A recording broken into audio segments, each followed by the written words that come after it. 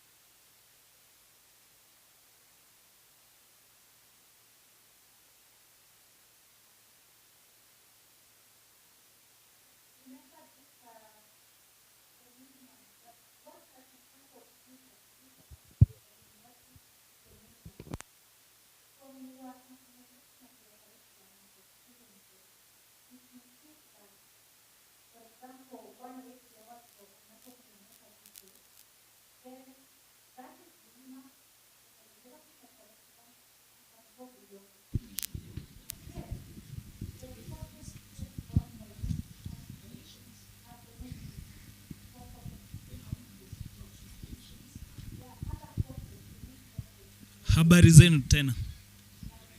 Habari zenu. Kwa majina naitwa Victor Mbongi.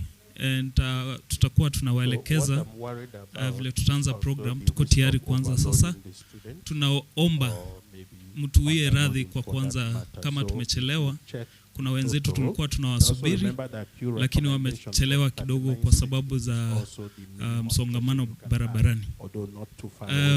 So naomba tupate mtu mmoja atusaidie na maombi. Kuna kadhi, padri, kuna pia kadhi to be covered in a semester or a trimester. Okay, wacha tuanze na wewe utatufungia. The baseline for 2. Basi wacha tuombe pamoja. Baba, so if maybe the drafter had in mind 2.5 years, were the 2.5 years in trimester or they are in tuanze pamoja, basi tuombe pamoja. Baba, tunakushukuru wakati tuko katika mahali hapa ili tukaweze kuzungumza pamoja na tukaweze kufunzwa. Bwana Yesu, tumeitwa na tumeitika. Tunakukaribisha katika mahali hapa Bwana. Tunaomba kwa sababu ya serikali, tunaomba kwa sababu ya kila sekta Bwana Yesu, kaweze kutupatia nguvu na kutusaidia Bwana. Asante maana Mungu umesikia. Tuomba na kuamini kwa jina la Yesu Kristo aliye Baba na mkombozi wa maisha yetu. Amen. Asante. Tuombe pia. Assalamu alaikum. Just one then we can. Bismillahirrahmanirrahim. Alhamdulillahi rabbil alamin. Arrahmanirrahim. Maliki yawmiddin. Iyyaka na'budu wa iyyaka nasta'in. Ihdinas siratal mustaqim. Siratal ladzina an'amta alaihim ghairil maghdubi alaihim waladdallin. Amin. Ya Rabbi, ikijalie kikao hiki cha PBO kiwe ni cha mafanikio. Amin, amin, amin. Asante sana kadhi. Sasa sote tutasimama kwa ajili ya wimbo wa taifa ndio tuweze kuendelea na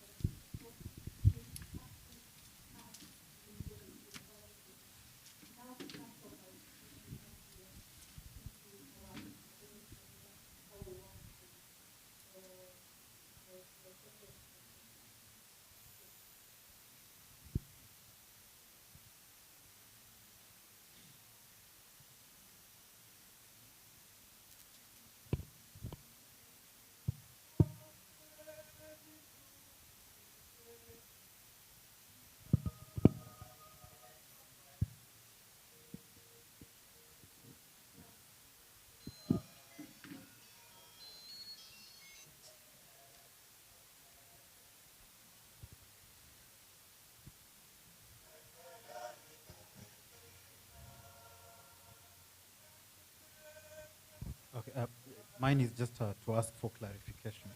Would these waivers apply uniformly for the different entry criteria? That means KRN, plain, KRCHN, KRN, midwifery, mental health.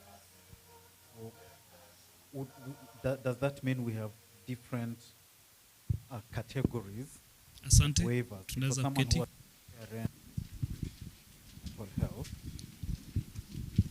be more waivers on the mental health component. So what guidance?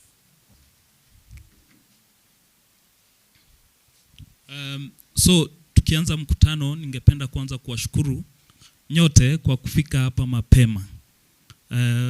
Mkutano wa leo unakutanisha kaunti 3. Machakos, Kitui na what's the last one? Makueni. So nawashukuru nyote kwa kufika mapema, kwa juhudi zenu za kufika hapa mapema. tunatumaini kwamba tutakuwa na mkutano mzuri na tutaweza kupata malengo ya leo. So kabla tuendelee na mkutano, tungependa kuona kama kuna representatives from the 3 counties. So because this is meant for the 3 counties. This forum is meant for the 3 counties. So kuna watu kutoka Kitui, kuna representative yoyote kutoka, kuna mmoja hapa, tumpigie makofi, metoka mbali. Au kuna wawili, piga tena makofi kwa hao wawili. Watatu. Karibuni Machakos. Then Makueni,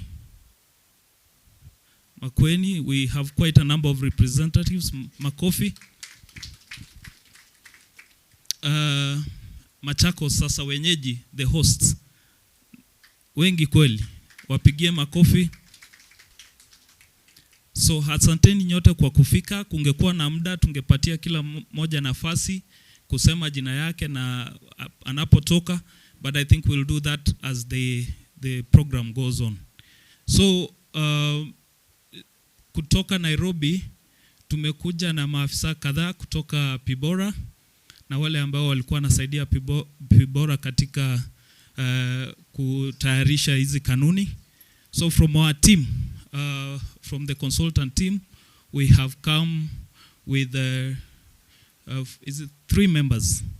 So ningependa wasimame niwafahamishe majina, alafu I'll hand over to somebody else to introduce the members of Pibora. So wale ndio maafisa, ni mawakili hao wanadada, vile mnaona ni warembo na ni wanadada. Ule kwa upande wa chini anaitwa Irene, ni wakili. The next one anaitwa Shali Mayaka, pia ni wakili.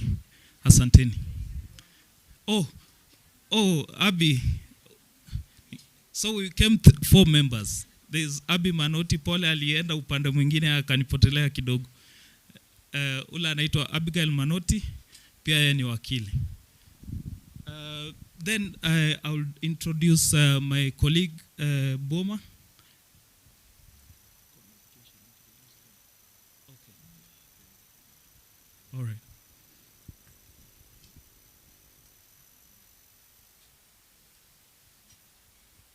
Okay. So the members of the team, ile by kingine iko wapi, from the Pibora.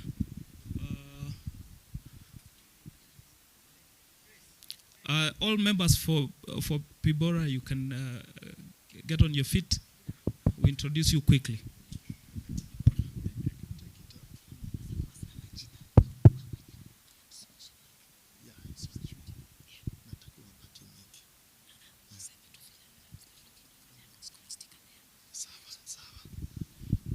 Okay, na wasalimu nyote.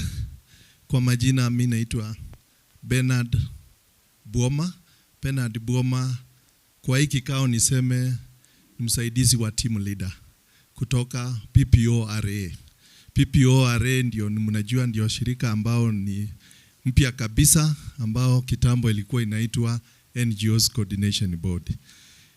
Kwanza kabisa nawakaribisha nyote, kwa vile mwenzangu amesema mlikuja asubuhi sana. Kwa hii muda I have to say sorry so much because penye tulikuwa tumeenda hatujamaliza. Unajua ukija kama uko mgeni lazima ujue county commissioner, governor, you have to give what we call a courtesy call. Kindly, humbly I say sorry so much because of the delays. Wale wakurugenzi wenzangu ambao nimeacha huko watakuja baadaye na mtawajua. Kwa hapa sasa wacha tujue ile staff ambao imetoka PPORA. PPORA, nikianza kabisa mwenye yako nje kwa mlango, hebu songa ndani kidogo. Inua mkono, huyu anaitwa Izina. Kwa hivyo ukimwona jua ametoka PPORA. Mwenye anafuata hapa mbele, huyu anaitwa Joyce. Mwenye huyu anafuata, huyu anaitwa Monyonjo Steve. Na mwenye anafuata hapa anaitwa Juliet, inua mkono. Okay. Mwingine huko inua mkono, Silpa, ndio huyo. Isichi ndiye anafuata. Huyo mwenye anafuata anaitwa Rukia, na huyo mwingine anaitwa Scholastica Mtwa. Na wale kutoka huko nyuma umeona wamesimama huko, huyo ameinua mkono, fundi wetu wa mitambo, na yeye is in charge of ICT, anaitwa Francis. Na huyo mwingine ndio head of communications, anaitwa Richard Jesus. Na wengine, yule mwingine the other side anaitwa Mercy.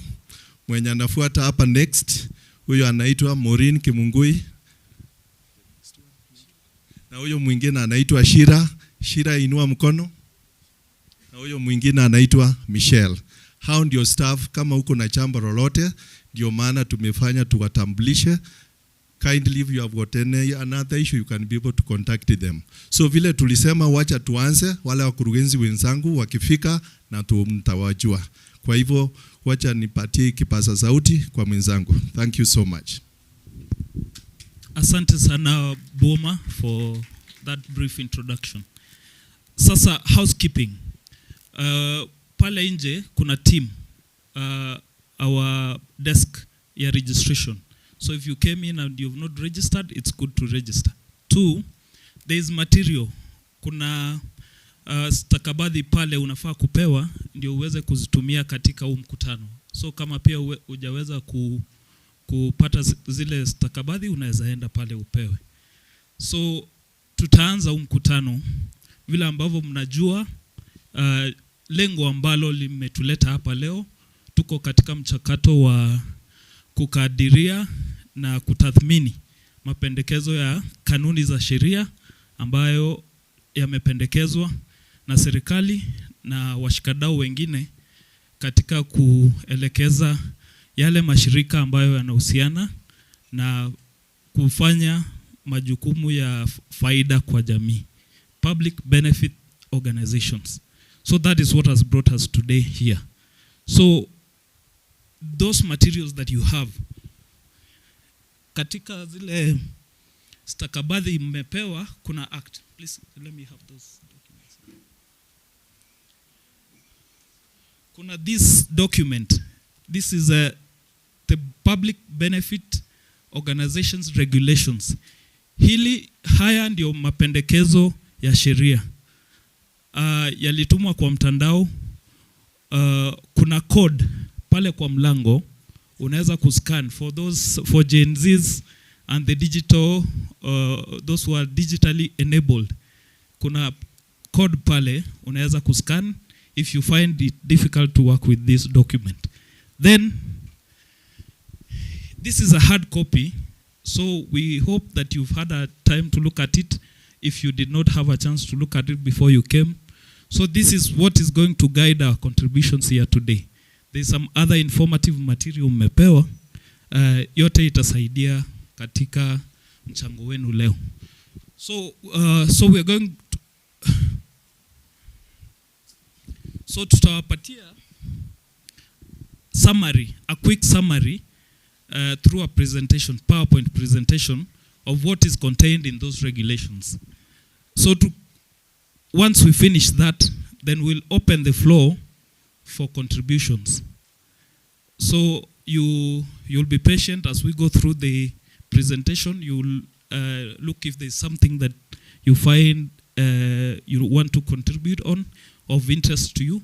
Then once we finish, we'll open the floor for the for questions, contributions, and concerns. Then we'll give you more direction on how those who have memorandums and other issues like that, on how you will present them. So tunaomba mkue wasikivu, mkue makini, na kama ukuna jambo usiende nyumbani kabla hujaliwasilisha hapa, tulijadili alafu tupate mwelekeo. Asanteni. So we can begin with a slide. So malengo ya kikao cha leo, tuko na malengo mane. La kwanza, tunataka kuwafahamisha vipengele muhimu katika hiyo sheria ambayo imependekezwa. Ni vipengele gani au ni masuala gani yameshughulikiwa katika hayo mapendekezo ya sheria. Pili, tunataka wale wanahusika aswa katika hii sekta ya charity, because public benefit organizations, they work in the charity sector. So tunataka wahusika wafahamu ni nini mapendekezo ya hii sheria na itawahusu kivipi. Baada ya kuwafahamisha vipengele vya mapendekezo hayo ya sheria, tungependa mtupatie feedback. Mtuambie kwenu baada ya kuyatathmini na kuyakadiria mapendekezo hayo, ni nini mmeona inawahusu, ni nini mmeona nzuri na ni nini mngependa ifanyiwe ukarabati ndio iwe safi zaidi, ndio hiyo sheria iweze kuhudumia hiyo sekta kwa njia iliyo nzuri. So tukimaliza hapo, tutarudi na mapendekezo yenu pale Nairobi, alafu tutapitia tena hii sheria na tutayaweka ndani mapendekezo ambayo tutatoa katika hizi forums. So this is the 4th forum. We started this process in Garissa. We've gone to Meru. The other day we were in Nyeri and today we're in Machakos.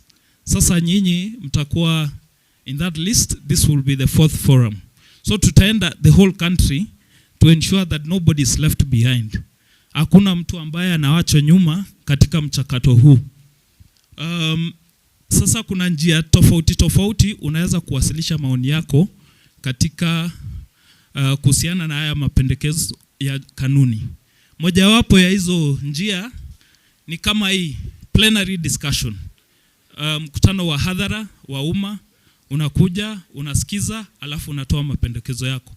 Njia nyingine ni public memorandum. Wale wanapenda kuandika, you can do a public memorandum, uandike soft ama hard copy, alafu tutawapatia address ambayo utaiwasilisha. Hiyo address ilikuwa in the notice that was sent for this forum, so itakuwa one of the ways you can present.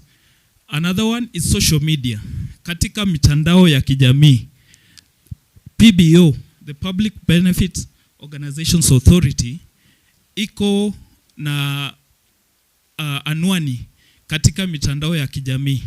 Tukisema mtandao wa kijamii tunamaanisha mtandao kama Twitter, Facebook, mostly those ones, and the website, the authority website. You can present your memorandums through that forum. Electronic, you can send an electronic mail to the authority. Unaweza kutuma email to the authority through the addresses that will be provided. You can also send it to the postal address for that is provided in there will be a banner. There is a banner outside that has that, and in the documents that you have, the address of the authority is also provided. So hizo ndio njia za kuwasilisha maoni katika kwa ajili ya kuendeleza huu mchakato wa hizi kanuni. Sasa hii safari ilianzia wapi? Safari ya kutengeneza hizi kanuni ilianzia kupitishwa kwa sheria na bunge in 2013, the PBO Act. Hii sheria ilipitishwa kupitia mchakato wa serikali na mashirika mengine husika ambayo yalisaidia katika kutayarisha hii sheria. Inaitwa PBO Act. This PBO Act replaces the former NGOs Act.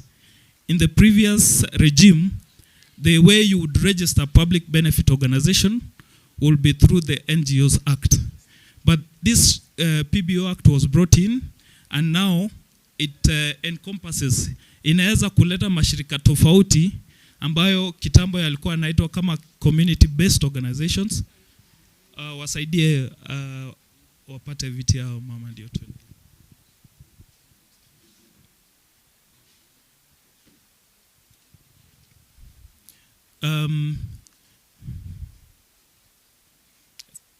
So we can proceed. So this hii safari ilianzia hapo kupitishwa kwa hiyo PBO Act. Just a little bit behind. The slide before. Then in May 2024, hiyo sheria hata kama ilipitishwa kitambo sana 2013, it's now been almost 12 years. Haikuweza kutekelezwa kwa sababu kanuni za hizo sheria zilikuwa hazijatungwa. So ilichelewa kutekelezwa hadi mnamo mwezi wa Mei 2024 wakati ambapo rais alitoa amri ya kutekeleza hiyo sheria.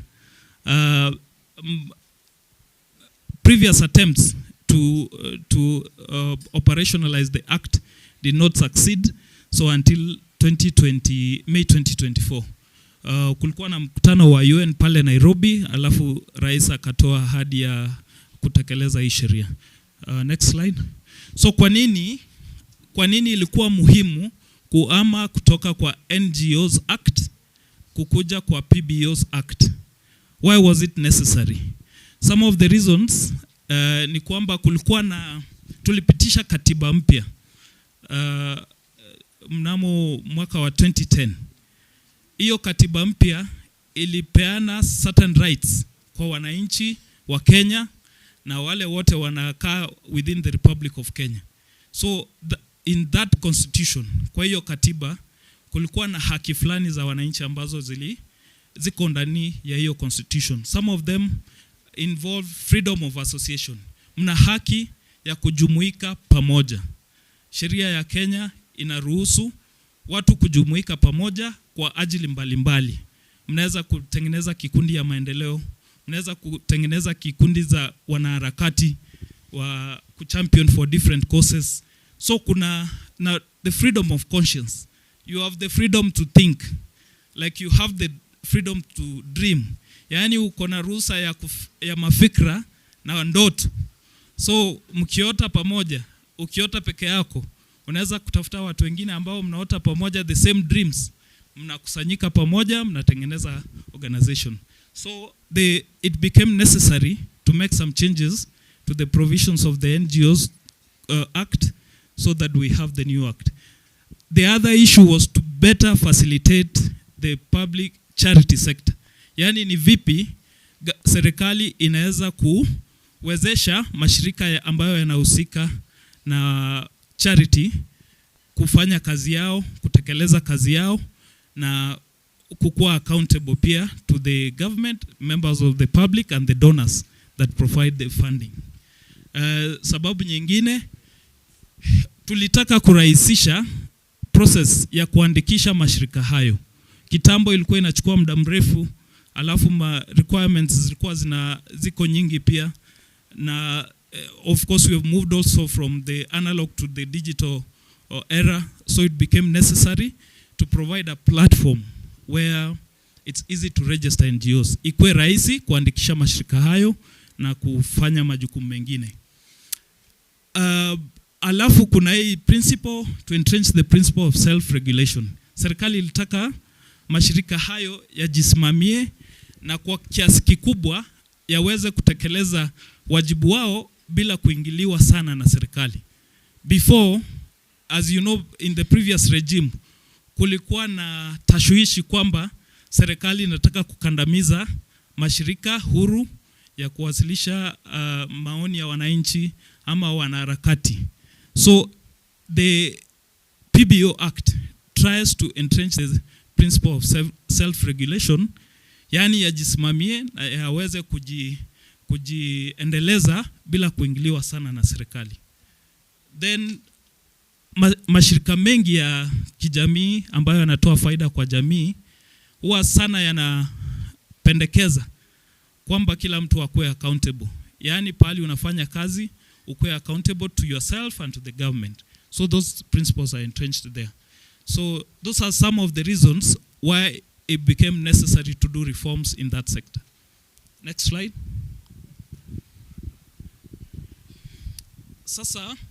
Sasa nimewaeleza kwamba katika hierarchy, katika utaratibu wa sheria, kwanza kuna constitution, ndio iko juu kabisa, ndio iko ya maana zaidi. Alafu kuna sheria zile zinatungwa na bunge. Bunge ikishatunga sheria inaruhusu pia idara husika kuweza kutengeneza kanuni ziko chini ya sheria ambazo zinawezesha idara hiyo kupeana huduma kwa wananchi kwa njia iliyo rahisi. Sasa huu mchakato umetuleta hapa Machakos leo ni mchakato wa kanuni. Ukirudi nyumbani, just kumbuka that huu ni mchakato wa kanuni. Hizi kanuni zinafuata ile the enactment of the Public Benefit Organizations Act. So hizi wajibu wa hizi kanuni ni kuweza ku enact operationalize the PBO Act. Pili, vile tumesema ni kulainisha process ya kuandikisha haya mashirika. Tatu, ni kuendeleza uwazi wa utendakazi katika hiyo sekta. Tano, ni kuongeza uhusiano mzuri kati ya mashirika haya na serikali. Isiwe kwamba mashirika haya wakati mwingi yanajisikia kama yanakandamizwa. Tunataka huo uhusiano kati ya serikali na mashirika ya kupeana faida kwa jamii iwe uhusiano mzuri wa kubadilishana mawazo in a way that inasaidia wananchi wote wale wanahusika katika kupata faida kutoka hayo mashirika. So hii sheria mpya imeweza kudefine, imeweza kupea mwelekezo. Kuna certain terms that the act introduced that are very critical also for you to understand what the act provides. Those definitions, those terms, yani kuna maneno fulani ama kuna sentensi fulani ambazo zimedefiniwa katika hiyo sheria. So some of them, the first one is to define what is a public benefit organization. Hiyo definition vile unaona, it means a voluntary membership or non-membership or group of individuals. Yani ni watu wamekuja pamoja, whether wamejiandikisha kama members, they are individuals, ama a group of organizations that come together and they wanatengeneza lengo la kufanya activities ambazo zitapeana faida kwa jamii. So that is one of the terms defined there. The next one is what is a public benefit activity. Yani ni kitu gani ambayo katika hiyo sheria inaweza kusemekana kwamba ni unapeana faida kwa jamii. Sio vitu zote ambazo unafanya zitasemekana kuwa zinapeana faida kwa jamii. So the act defines what's a public benefit activity. Then there's the definition of a register. Sajili.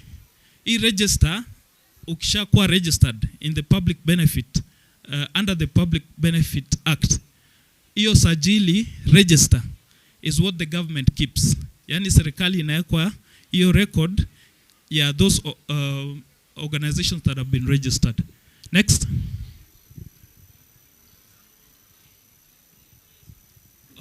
Sasa hapa katika hii sheria tumesummarize what are the key provisions. Ya kwanza ni vile unaweza kusajili a public benefit organization. How to register. What are the requirements of registration? And then how to register. Once you register, unaweza kufanya makosa ikawa ni lazima tena uondolewe kwenye sajili. So what it takes to deregister. Then governance and constitutional and institutional framework. Hayo mashirika yataendeshwa kivipi? Hizo ni baadhi ya vitu ambavyo viko kwenye hiyo sheria. Na serikali iko na wajibu gani katika hizo under the new regime. So those are some of the provisions. And then there's just before that, what are the reporting obligations? Yani ukishasajiliwa kama public benefit activities, what are your obligations? Majukumu yako ni yapi? Majukumu ya serikali kwako ni yapi? Majukumu ya members wenu ni yapi? Hayo mambo yote yako ndani ya the regulations, yameshughulikiwa. Alafu ya mwisho, katika uhusiano kati ya shirika ambalo linasimamia hii sekta ambayo ni Pibora na mashirika yenyewe, kunawezekana kutokae makosa. Makosa ikitokea, suluhisho ni gani? Una taratibu gani ambazo unaweza kufuata ndio upate suluhisho? All those things are contained there. So katika hii sheria unaweza kuregister aina 4 ya mashirika ambayo yanapeana faida kwa jamii. Aina ngapi? 4. National, unaweza kuregister a public benefit organization ambayo inafanya kazi kwa ujumla kwa nchi. Bestowed. So before the enactment of this act, kabla hii sheria ya public benefit ipitishwe, kulikuwa na NGOs Act. So kulikuwa na mashirika yamesajiliwa pale. Kulikuwa na mashirika ambayo yamesajiliwa kama CBOs. Kulikuwa na mashirika ambayo yamesajiliwa kama under the Societies Act. Kulikuwa na kampuni zile ambazo hazina shares. Hizo the route ya kuhama kuja kwa hii sheria mpya ni kukuwa bestowed. They do not need new registration. They will be bestowed. Yaani watawekwa ile taji ama watavikwa ile kofia ya public benefit. They don't need to go re-register fresh. They will just need to transition. Yaani watahamishwa kutoka ile sheria ambayo walikuwa wamekuwa registered into this act. Then there is international public benefit organizations. Haya ni mashirika ambayo labda yako pale nje yanataka kufanya kushirikiana na mashirika mengine pale Kenya. As those are international. And then there is exempt international. So uende nyumbani ukijua kwamba unaweza kusajili aina 4 ya public benefit organizations. Next. Sasa tukishajua kwamba uko na aina 4 ya public benefit organizations, mahitaji gani ambayo yameweka katika sheria ama yamependekezwa katika hiyo nakala ya kanuni ambazo mnazo ambayo unahitaji kutimiza ndio upate kusajiliwa. So one of the first requirements, ukitoa pendekezo la kusajili organizations, public benefit organizations, lazima ukuwe na jina. Hilo jina lazima pia likuwe linaweza kusajiliwa. Juu kuna majina fulani hayawezi kutumika. Then you must, lazima hii sheria inahitaji ndio upate kusajiliwa katika hii sheria. Lazima ukue ukifanya umejihusisha na mambo ama malengo ambayo yanapeana faida kwa jamii. Faida ni kama gani? Umejitolea ama mmekuja pamoja kama kikundi, mmeona sehemu fulani aina labda shule ama watoto wanaenda shule na hawana viatu, ama kuna farmers wanataka usaidizi fulani na wanataka mtu awasaidie, na umepata mfadhili anataka kukupea hela, so unakuja una register. So that requirement is that si unajifaidi wewe. Isiwe kwamba umeenda umepata mfadhili na unataka kuja kusajili, umdanganye. Umwambie kwamba mimi ni mtu mzuri na nimepatana na watu wengine 5, hebu nipatie hizo hela. Ukipatiwa unaenda Mombasa, Malindi, unaoa bibi wa pili na vitu kama hizo. Haikubaliki. So it has to be a public benefit. So once you have a name, you have a proposed name, na hii idara ambayo inahusika na usajili imeshapitia ile proposal yako, imeona kwamba inapita ile test ya public benefit test, then that name will be approved and then you will submit. Kuna form, ukiangalia hizo nakala ambazo mnazo pale nyuma, kuna forms ambazo unaweza kutumia kujaza hiyo application, hiyo ombi lako la kusajiliwa. Kuna forms. So for every application, for the 4 types, there are different forms. So inategemea unataka kusajiliwa kivipi, but the forms are there. Then lazima mkue na katiba yenu. Tumesema serikali itaki kukandamiza mashirika. So serikali haipeani constitution. Haiwezi kuja kuelekeza nyinyi vile mnataka kuendesha shirika lenu. What you need to do is to have within yourselves, mkue na constitution. Hiyo constitution, there are a few guidelines. Yani kuna maelekezo kidogo ni vipengele gani lazima ikue navyo, lakini kwa kiasi kikubwa ni wajibu wenu kukubaliana wale mmekuja pamoja mnataka kuendesha shirika lenu kivipi. Then hiyo name tumesema, alafu lazima mkue na mkutano, mketi wale mmekuja pamoja kama members, then mkubaliane na muandike chini the minutes za huu mkutano. Hizo pia itahitajika kuziwasilisha mkifanya ombi la kusajiliwa. So wale office bearers, yani wale officials wa ilo shirika lazima pia you give the details. Yani the office bearers, wale watakuwa wanasimamia ilo shirika, lazima you provide the details. Also, the proposal is that you also have to provide a physical and postal address. Kwa nini? Wakati umesajiliwa, kunawezekana authority nataka kuja kuwatembelea. So lazima wajue watakupata wapi. Wakitaka kukutumia communication, watatuma wapi. So you need physical and postal address. Next slide. Alafu kuna mahitaji mengine tofauti kidogo, as we've said, depending on the type you want to register. Those are provided in the regulations.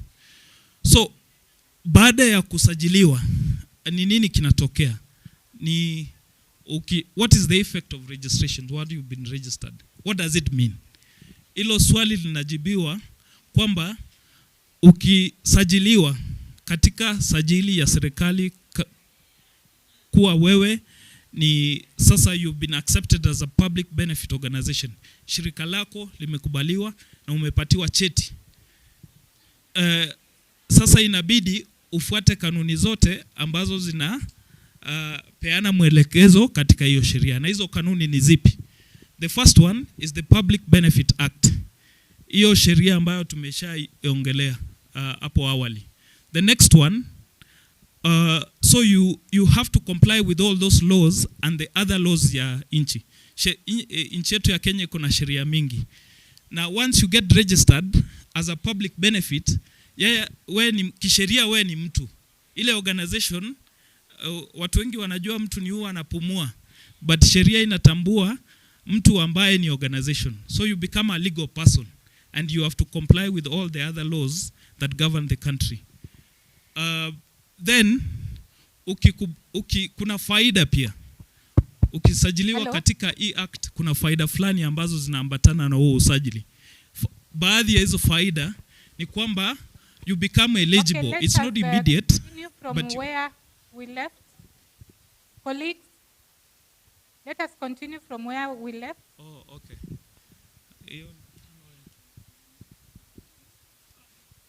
Okay. It's tulikuwa tunaongelea baada ya kusajiliwa, what's the effect? So nimewaambia kwamba lazima utii sheria zote ambazo ni za nchi yetu ya Kenya, ikiwemo katiba na sheria zote ambazo zina tuko chini yazo. The next one is that you become eligible for the benefits that we'll outline later. One of them being tax exemption. Once you get registered, unaweza kuomba serikali ikupatie exemption kutokana na tax. Yani ukubaliwe kutolipa ushuru. Sasa baada umesajiliwa na umeanza activities zako ama hujaanza, inawezekana pia ukaondolewa katika sajili. Kwa sababu ile kusajiliwa, unasajiliwa kuna kanuni zake na kuna majukumu fulani lazima utekeleze. Bado ukikosa kutekeleza hayo majukumu, inawezekana ukaondolewa katika ile sajili. So tunataka kuona ni mambo gani ama ni nini unaweza kufanya ikasababisha uondolewe katika ile sajili. So baadhi ya vitu ambavyo unaweza kufanya ni kukosa kutii sheria za Kenya ambazo umekubali kuzitii ukikuwa registered, ukisajiliwa. So ukikosa kutii public ile maelekezo inapatiwa na the Public Benefit Act, the regulations that we are proposing, once they are passed, unaweza kuondolewa. Lakini hiyo kuondolewa si ghafla. Ukikosa kutii kuna utaratibu. Utafahamishwa ulisajiliwa ukasema utafanya XYZ. lakini tunaona kidogo unapoteza mwelekezo. Kuna sababu ya kupoteza, utapatiwa notice. Ukikosa kutii kueleza vizuri kwa nini unapoteza mwelekeo, ndio unaweza kuondolewa, lakini si ghafla. Hakuna mtu atakuondoa kwa sajili ghafla. So lazima pia utii sheria za apart from public benefit, nayo mapendekezo ya kanuni, kuna other laws that you have to comply with. Kuna baadhi ya stakabadhi unapewa cheti, but ukipewa hicho cheti kina kanuni fulani pia lazima ufuate. Kama wewe ni shirika kama tuseme international, kanuni zake ni tofauti na national. Kama wewe ni exempt, kanuni zake ni tofauti na bestowed. So ukikuwa registered, lazima utii sheria na kanuni ambazo zinaambatana na huo usajili. Next. So tunaendelea na sababu gani ambazo zinaweza sababisha uondolewe katika sajili ya serikali kama public benefit. Ikiwa katika ile form yako ulidanganya, kwa sababu hii one of the requirements tuseme ya kupatiwa certificate is that you don't need the board members, the 5 minimum board members, you don't need to be related. If you are related, you cannot form a public benefit organization. Then unaweza kuondolewa. Ama ulisema utaenda kupatiana faida fulani kwa watu huko Machakos. Ama ukasema unataka kupatiana chakula kwa watu maskini. But umeanza kufanya mambo ambayo ni tofauti na hiyo ile representation, unaweza kuondolewa. Pia ukikuwa registered, alafu ulisema utafanya utajihusisha na mambo ambayo yana faida kwa jamii, alafu unaenda unaketi tu, mwaka moja inapita, 2, 3, hujajihusisha na kitu yote, uko tu kwenye sajili ya serikali, wamekuandikia barua, umekosa kujibu, unaweza kuondolewa. So tulisema one of the requirements, one of the benefits of these new proposals is that you'll be engaged in public benefit activities, and that one of the freedoms you'll be exercising is the freedom of self-regulations.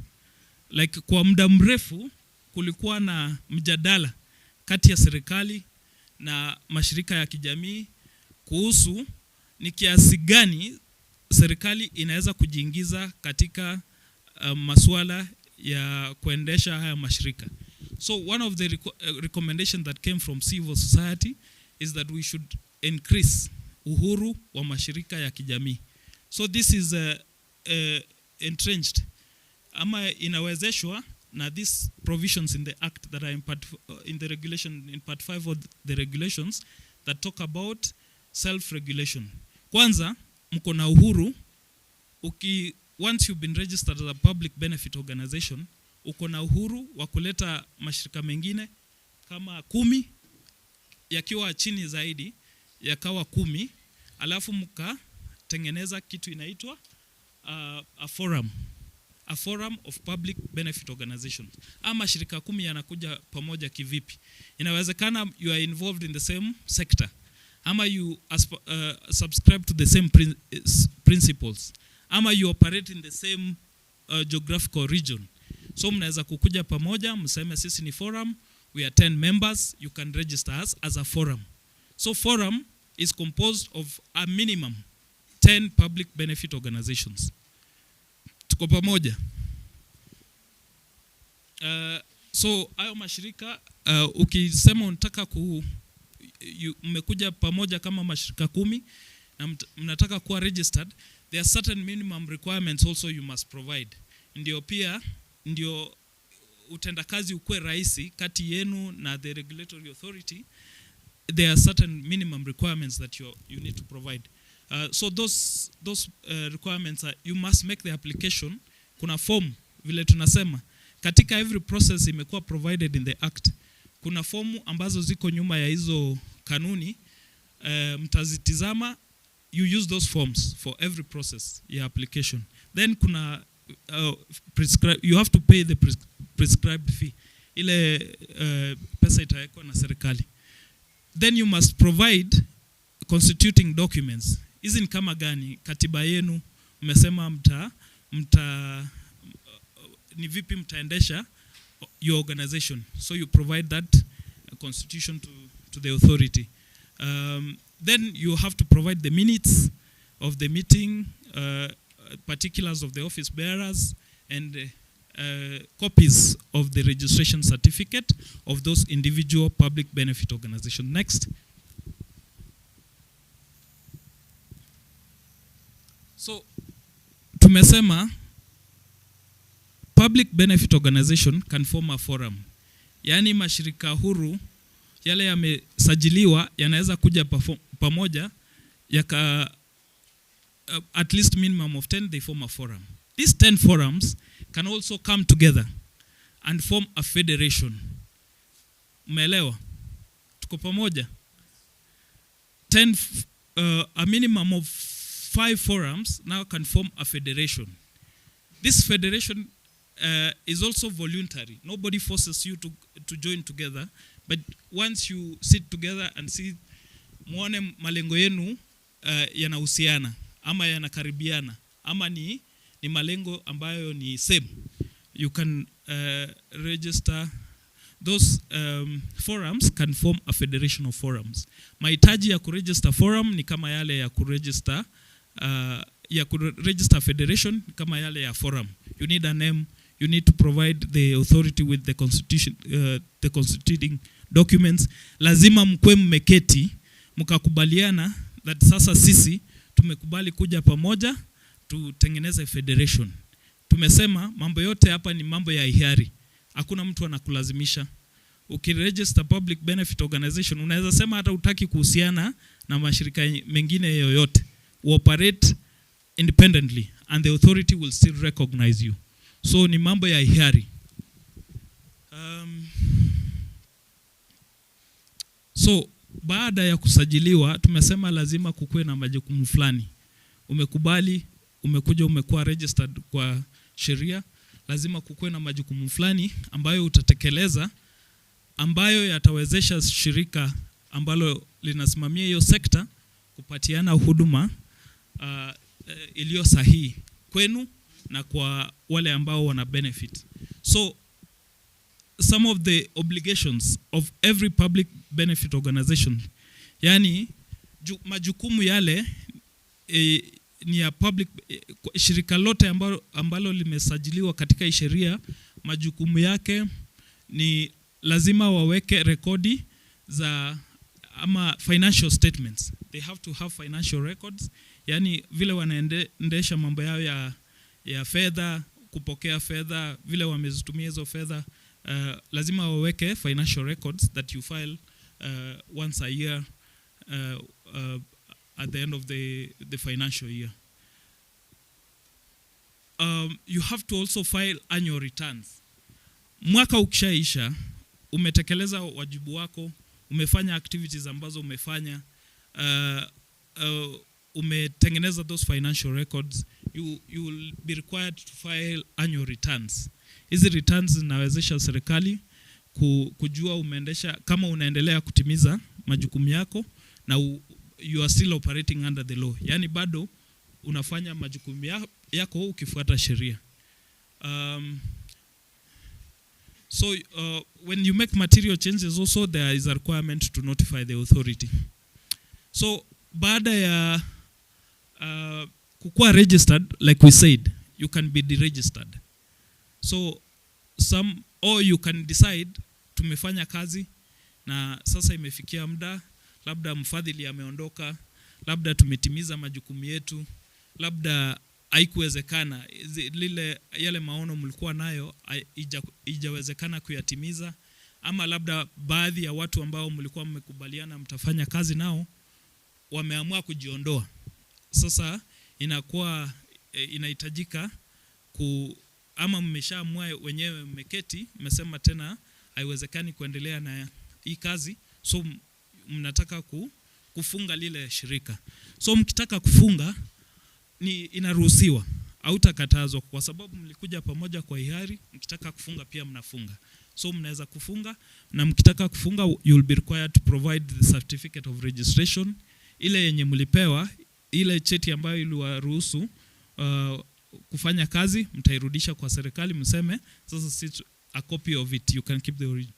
Minutes of the meeting to dissolve, lazima mketi, wale mliketi mkakubaliana kufunga, lazima mketi pia mkubaliane, yani mliketi mkakubaliana kufungua, lazima mketi pia mkubaliane kufunga. Mkiamua kufunga, you have to provide reasons, yani sio ati mnalazimishwa, but ndio the regulatory authority ijue kwa nini hao waliamua kufunga for purposes of records.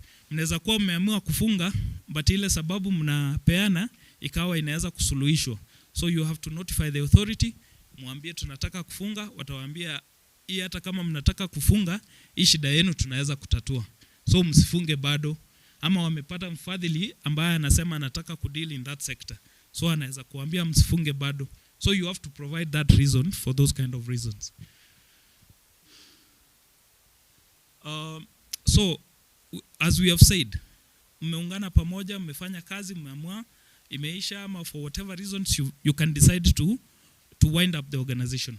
But if in cases of violations or non-compliance with the law, yani kama amjaweza kutimiza yale majukumu yamewekwa katika sheria, ama zile kanuni zimewekwa katika sheria, pia the authority, this is now providing accountability and balancing, checks and balances. The authority can deregister. In what instances is the authority allowed to register? If you decide to dissolve voluntarily, mmesema mnataka kufunga hilo shirika, the authority has no role other than to see that winding up is smooth. But the authority can also, after assessing after wamekadiria utendakazi wenu, when they decide to dissolve, they can do it, they can initiate the dissolution process. So sababu ambazo zinaweza fanya shirika la Pibora kudissolve, kuinitiate the dissolution process, is the failure to comply with PBO Act and the regulations that we are proposing, assuming that they are passed by Parliament. The other issue is kama umesajiliwa alafu ukaenda kujihusisha na mambo ambayo hayaruhusiwi na sheria. Mambo hayo ni kama gani? Kuna wale wanafanya money laundering, yani wanakuja kusafisha hela ambazo zimetoka kwa mambo ambayo hayaruhusiwi na sheria.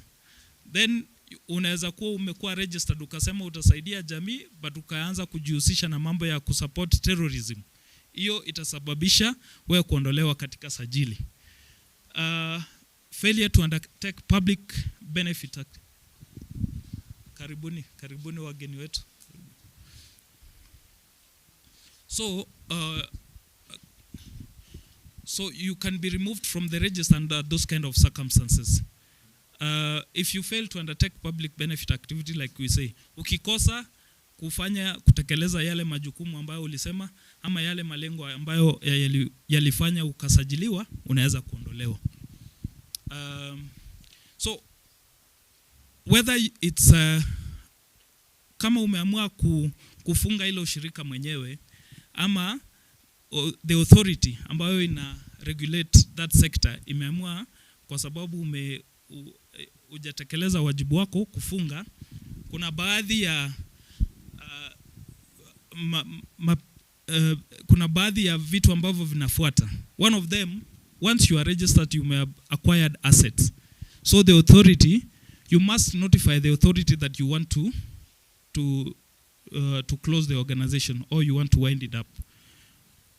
Ukisha amua kufunga, lazima utambue another organization, shirika lingine ambalo linatekeleza wajibu kama ule ulikuwa unatekeleza, ama wajibu ambao, ama lengo ambalo limekaribiana kwa zaidi na zile malengo ambazo ulikuwa registered. So the law allows you to select to which public benefit organization all the assets you had acquired should be transferred to. So that gives you priority. You say we have vehicles, we have this furniture, we want to transfer it to this organization. Then, so you must, lazima upatiane kwa the authority orodha ya madeni ambayo ulikuwa nayo na assets. Ndio ijue kabla ukubaliwe kufunga hilo shirika, kama ushalipa madeni, kama kuna watu wanakudai, na ile imebaki ndio utaruhusiwa kupeana kwa shirika lingine ambalo lina malengo ambalo yanaambatana na malengo ambayo ulikuwa unatekeleza.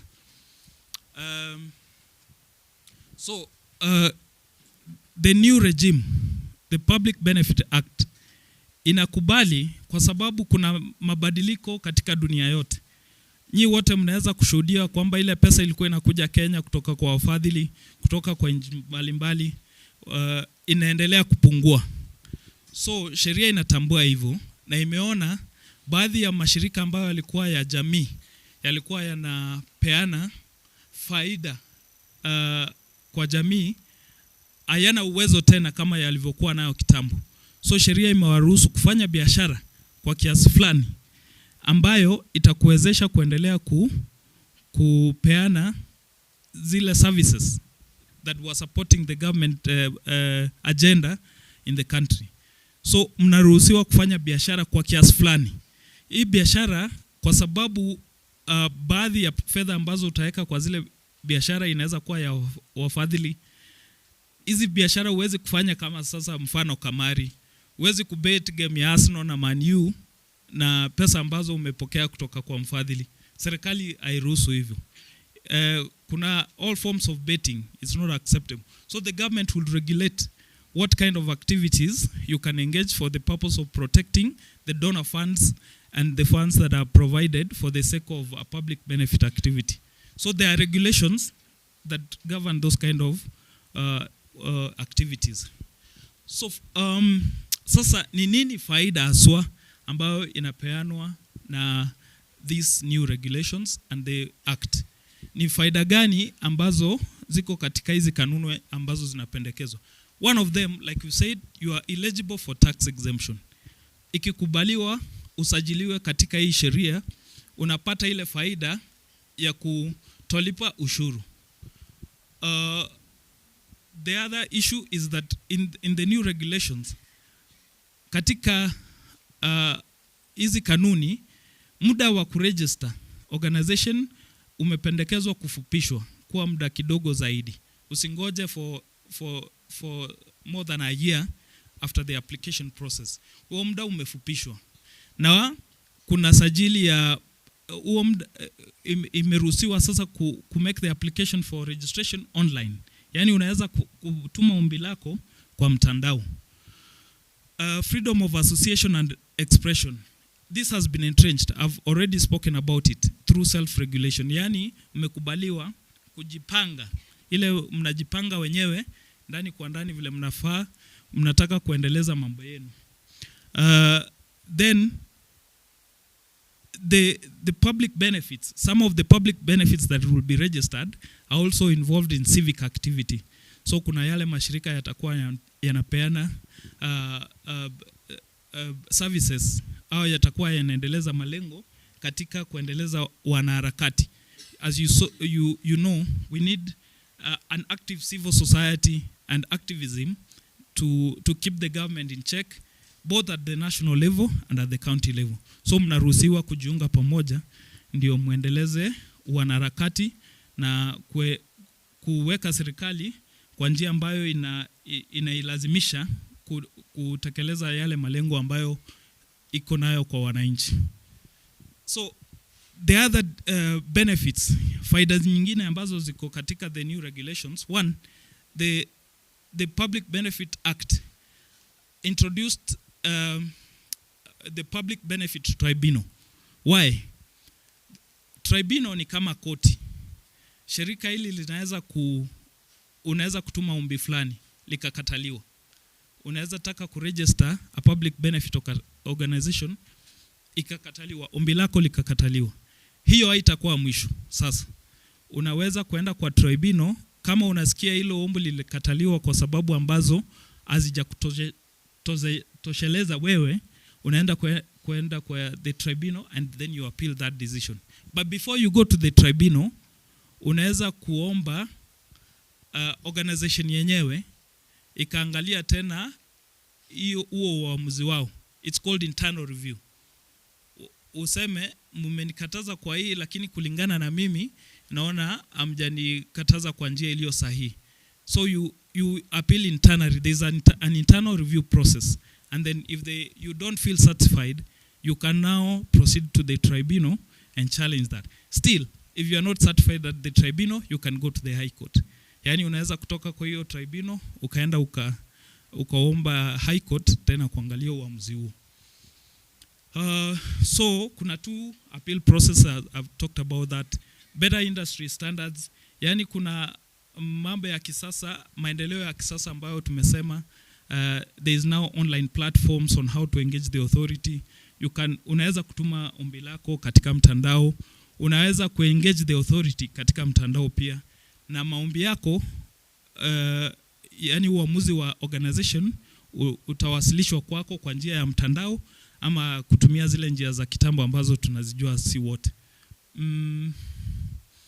So one of the reasons why you need a properly regulated framework, yani utaratibu wa kufanya kazi katika charity sector, is because even donors, they want to associate with a properly regulated environment. Ule mfadhili anataka kujua akisacrifice ile pesa yake akupee, it needs to meet the objectives ambazo yeye mwenyewe alikuwa convinced ndio zilimfanya akatoa ile fedha yake. So you need a properly regulated environment. So this is, if we once we go through this process na hii sheria ikubaliwe na bunge, the donors will have a good reference point of checking the records, of checking your registration process, na wanaweza kukuamini zaidi. Kwa hivyo wanaweza kupatia hela zaidi kwa sababu you comply with the law na wanakuamini. Hiyo compliance inaleta uaminifu. So that's why we really need these regulations. Another one, we don't want you to open and close. Ufungue shirika leo, labda ulipata mfadhili, alafu ameondoka, alafu sasa wewe pia ukafunga, alafu ukaanza kujiuliza sasa tena nifanye nini. So we don't want you to close. That's why there's a proposal to open a window where you can engage in limited business enterprise that will support the objective of the organization. Yani imeruhusiwa ufanye biashara kwa kiasi fulani tu, vile tumesema, sio kamari, sio kuenda kuweka pesa kwa mambo ambayo huwezi jua kama itarudi. Yani ile wanasema, Waswahili wanasema bahati nasibu. Usicheze kama hivyo. So unaruhusiwa, so that the organizations that are open, even when the donor has left, they can still continue operating. So those are some of the benefits. Just the last one before that. So vile tumesema, kila mtu inataka ndio to operate in a transparent environment that creates trust. We need transparency and accountability from both the organizations and from government. So these regulations propose to create that environment where there will be transparency and accountability. Ndio kila mtu anaamini mwingine, na serikali isiingilie mambo ya mashirika ya kijamii kama yanaendelesha shughuli zao kwa njia inayofaa, na pia mashirika ya jamii yakuwe accountable to the beneficiaries. Wale wamesema wataenda kufaidi, wao wafaidi. Na wale donors, the people that wafadhili ambao wanapeana pesa yao, pia wasikie kama ile pesa yao imetumika kwa majukumu ambayo walikusudia kuyapata. I think that's those are the benefits. Next. So this is we'll open the forum for this, for questions and comments. So you can go to the next slide. We don't need to deal with that for now. Next slide. So from here, we'll open the forum for engagement. Tutataka mtupatie maoni yenu. as we've said already, mko na sheria hapo, usiogope. Umekuja hapa kwa ajili ya kutusaidia katika mchakato, ndio tuendelee kuisafisha hiyo sheria iwe inawahudumia kwa njia iliyo safi. So we'll open that, but before that I think we may provide an opportunity to be introduced to the visitors that have joined us, so that they also feel part of the process. So in the meantime, you can be perusing those regulations as well. So where is Lyndon? So tunataka kupeana nafasi kidogo tujulishwe wageni ambao wamejiunga nasi, ndio tuweze kufahamiana vizuri na hao wajisikie wako nyumbani.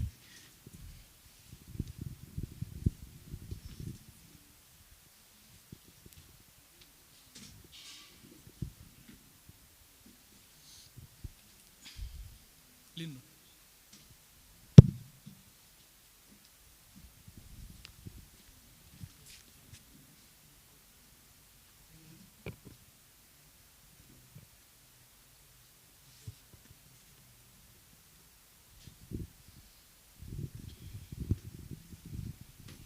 Habari zenu. Habari zenu tena. Kwa majina naitwa Lyndon Nicholas. Mimi ndio team leader wa hii maneno ya public participation. Sijata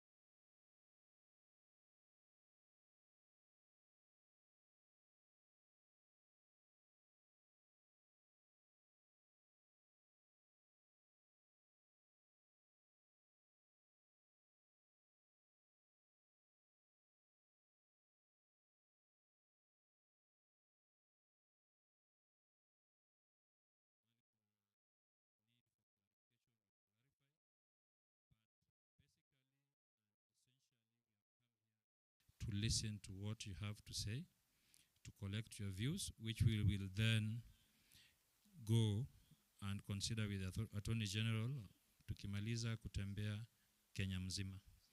So mkuwe makini, make sure mnauliza maswali kulingana na ile sheria yenye imekuwa presented hapa. So I will still be coming back. Kwa sasa wacha nirudisha microphone kwa mwenyewe.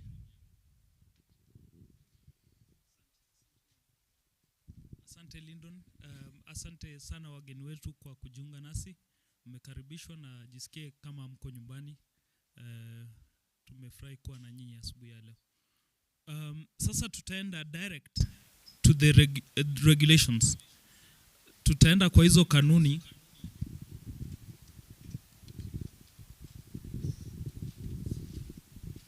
So tutaenda direct kwa hizo kanuni na tunataka kusikia mapendekezo yenu.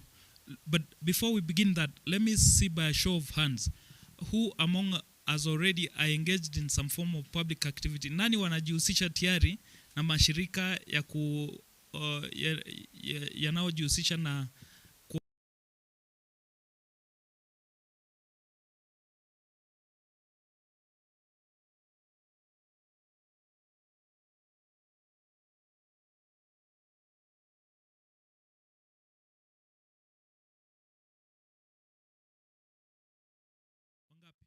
kusikiza? Ni asanteni sana.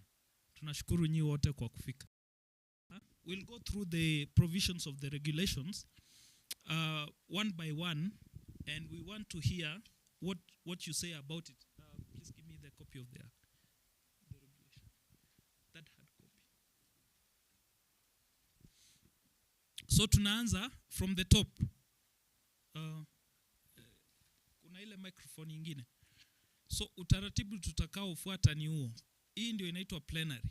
Unainua mkono,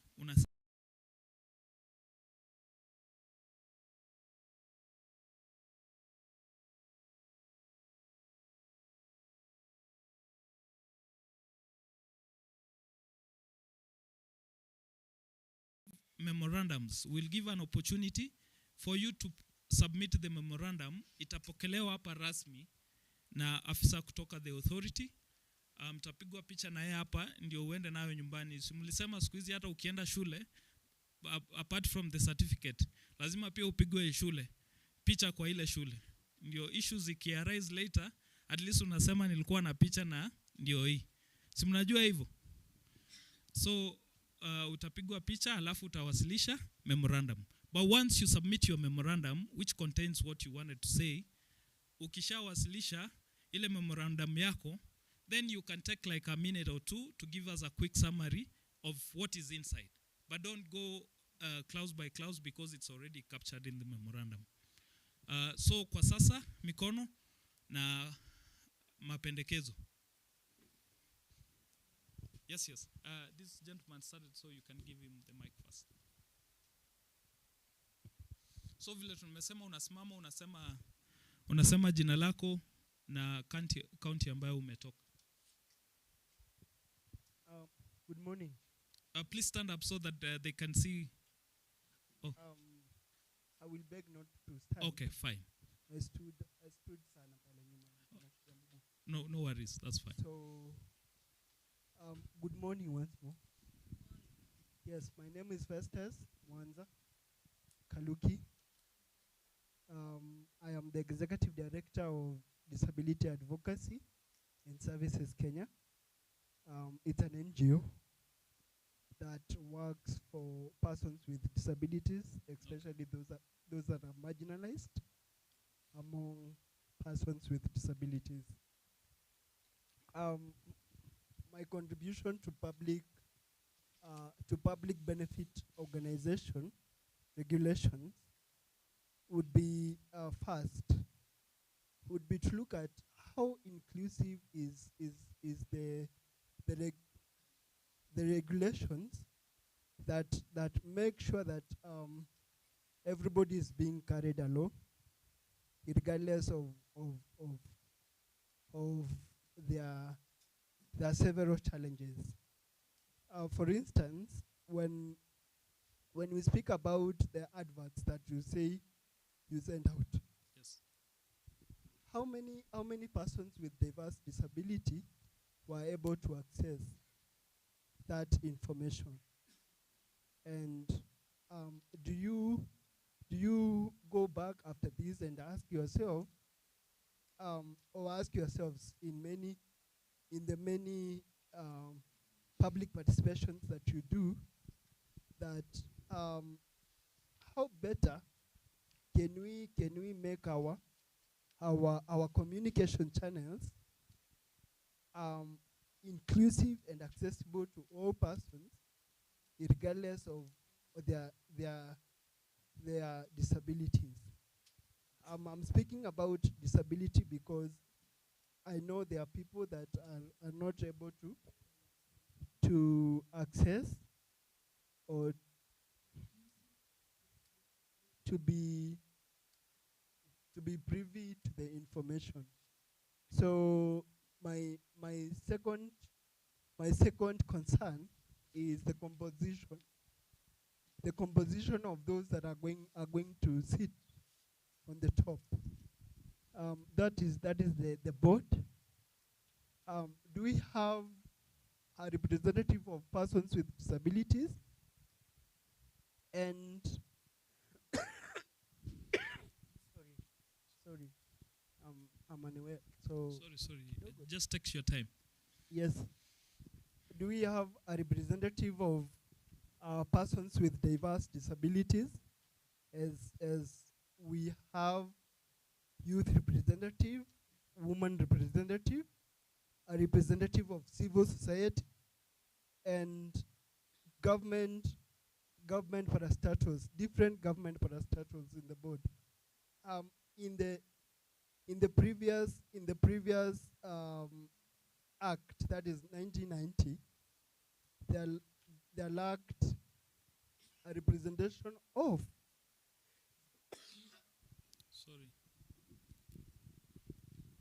persons with disabilities. Thus, a lot of us faced numerous challenges in the application processes, and I must say I was privy to sit with the then executive director, Bwana Kangata, and highlighted some of our challenges, and then I have been tracking what we talked about with Mr. Kangata, and he had goodwill. He implemented.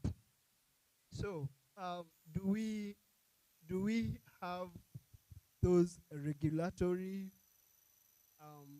plans that need to accommodate persons with disability in accordance with the Disability Act 2025 and in accordance to Public Benefit Organization Act or draft? Thank you. Those are your two questions, right?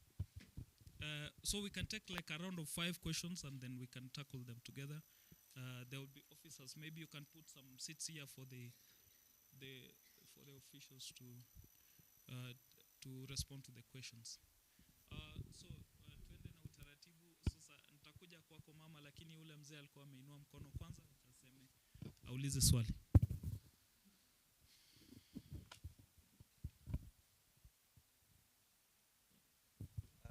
Thank you very much. Assalamu alaikum. Alaikum salam. Kama nilivyotangulia kusema ni kwamba jina langu ni Ali Athman. Natoka kaunti gani Ali? Natoka kaunti ya Machakos, kaunti number 016. Vile vile ni opinion leader na vile vile a member of the Fourth Estate. Asante. La kwanza kabisa hilo ni on a lighter note, ni kwamba bendera ya Kenya, wimbo wa taifa, very important. Lakini fundi wa mitambo sijui alifanya nini, tulikuwa tuusikie huo wimbo. Kwa hivyo next time tutaucheza tena tukimaliza. Asante sana. Basi napenda kusema kwamba PBO Act, hili ni swali, ilikuwa tangu 2013 Hiyo ni miaka 12. Why that delay? Tukaja tukapata PBO regulation leo. Lile jambo lingine ni kwamba regional offices, ningelipenda kusuggest kwamba hapa tulipo utangulia kusema Makueni, Machakos na Kitui, hiyo peke yake ni region. Pale nimeona Eldoret, Mombasa, Garissa, hii region napendekeza nao ni region kubwa, si ndogo, nao ifanyiwe hiyo. Sawa.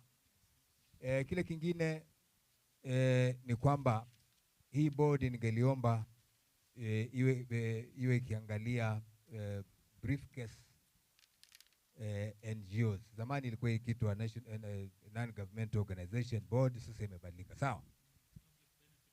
Organization. Niliona pale registration kuna nationals, bestowed, international na exempt international.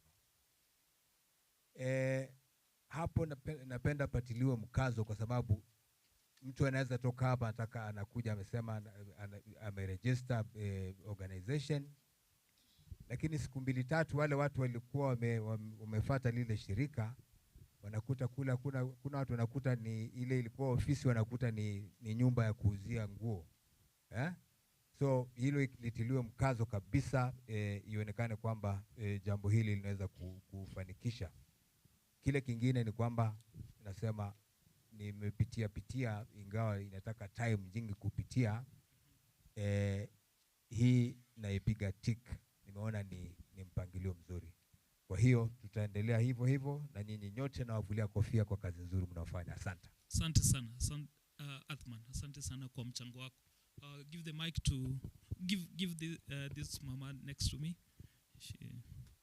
Msikuwe na wasiwasi, tutawapatia muda wa kutosha wa kupeana maoni yenu, msitie shaka. Thank you. Christine Mutisia, Machakos County. My opinion is this. As you have brought this one to us, we salute you. It's something good. But I'm requesting you, muipeleke uko mashinani tuwe na ile inaitwa civic education. Because the mamas and the rest of the people who are in the chamas, most of them are in the mashinani. So I'm requesting for that. Thank you. Thank you very much. Alafu, umesema unaitwa nani mama? I'm Christine Mutisia, Machakos, Central Ward. Okay. So sasa pia we tunataka uwe ambassador wetu pale mashinani. Tumekuwa appoint kuwa ambassador. Thank you for that. Asante sana. Next, so tutaenda kwa ule mzee, alafu tukuje kwa huyu mwanadada ule, alafu ule kwa huo utaratibu. Asante kwa hii nafasi. Majina naitwa Musyoka Mbweka, natoka Machakos County, Kimutia location. Yangu ni kusema kwamba vile tumesoma, tukifuata tunaweza enda mbele. Kuna watu wanakuja mashinani, lakini tunasoma hapa juu, sio ndani. Nimesikia umesema kujiandikisha kikundi ni kutoka watu 5. Ni ukweli? Wale wanaendesha wale wanaitwa directors ndio 5, mnaweza kuwa wengi zaidi. Okay. Lakini minimum ni 5. Yeah. Mnaweza kuwa wengi zaidi. Sheria imeweka yani kiwango cha chini kabisa cha directors watakuwa 5. Ile ingine kuondolewa kwa kikundi, ni kikundi yote ama ni mtu? Safi. Hiyo ni swali zuri, litashughulikiwa na wenzetu, and but you can proceed with the question and then we'll answer them. Ile ingine ni kuna maafisa wanaweza kutembelea wakipitia ofisi ya social, waangalie vikundi, watafuta vikundi, waje mashinani.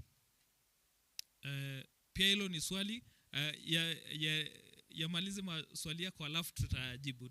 Tunanakili kila swali ambalo unauliza, tunanakili, tunajibu. Kuna ingine inaendelea kuna watu wanakuja kwa vikundi, tuseme sana sana ni hawa wanasiasa, wanatuambia tuwapatie photocopy ndio wakatuletea nini pesa. Hiyo inawezekana, mtatujibu.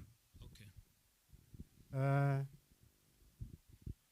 Ile ingine kikundi kimeisha, na tuseme hiyo kikundi ilikuwa sana sana hapa town, na wale wa hapa nje reserve ambao hawafanyi kazi ndio wachache, na kikundi imeisha, na sasa imefikia ule wakati pesa zirudishwe kwa serikali, na wale wamebaki ndio wachache kuliko wale wengine, na hao hawezi kupatikana. Walikuwa wafanyikazi na wameenda retire ama transfer, na wale wamebaki ndio wachache.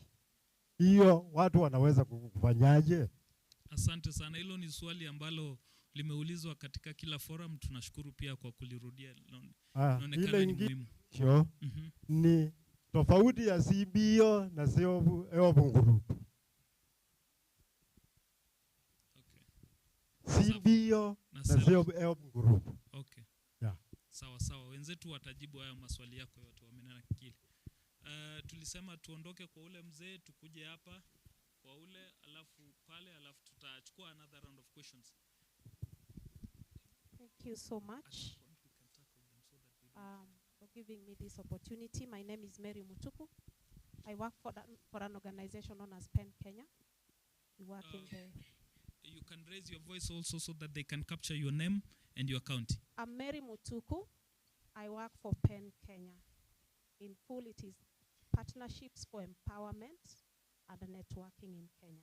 Okay. We work in the 3 counties of the southeastern region.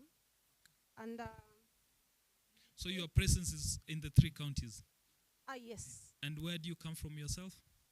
Makueni. Makueni County, okay. Yes. And I live in Machakos anyway. Okay. Yeah. Again, I'm representing a network for a forum of CSOs in Machakos County. I'm their secretary.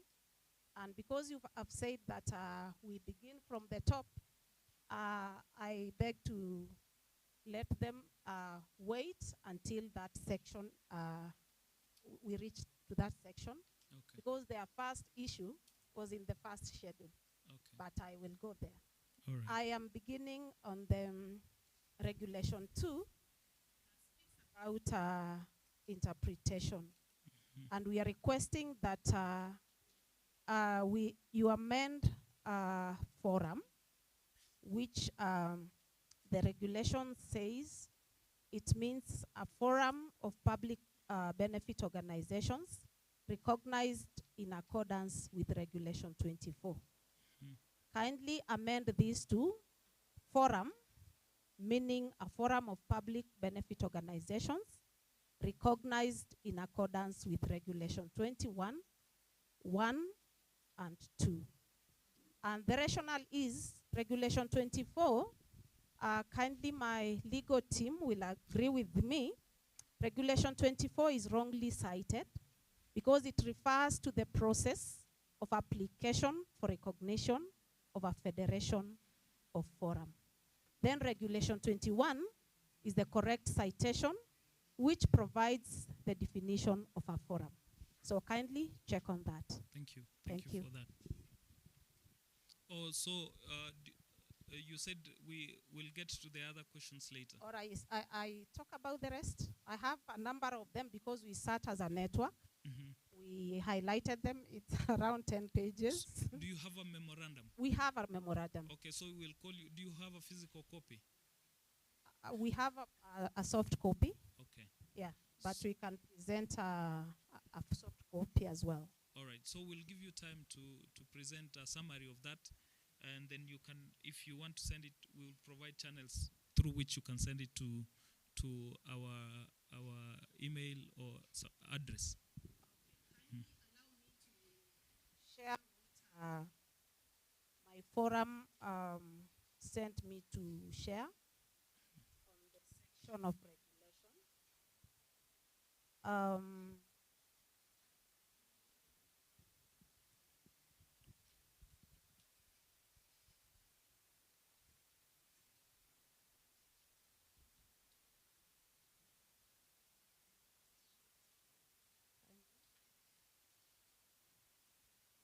Yes.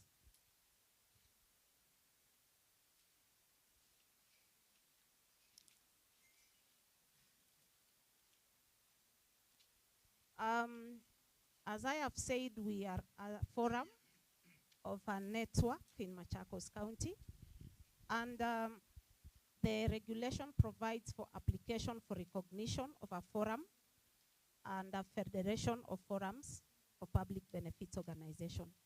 So we request that you amend the fee for application for recognition of a forum of public benefits organization. Currently, the regulation provides for 20,000, and we propose the fee to be reduced to 5,000.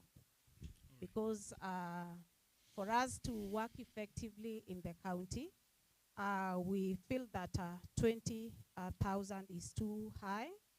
And the rationale is that business registration service fees, the amounts are lower. And this is not application for registration.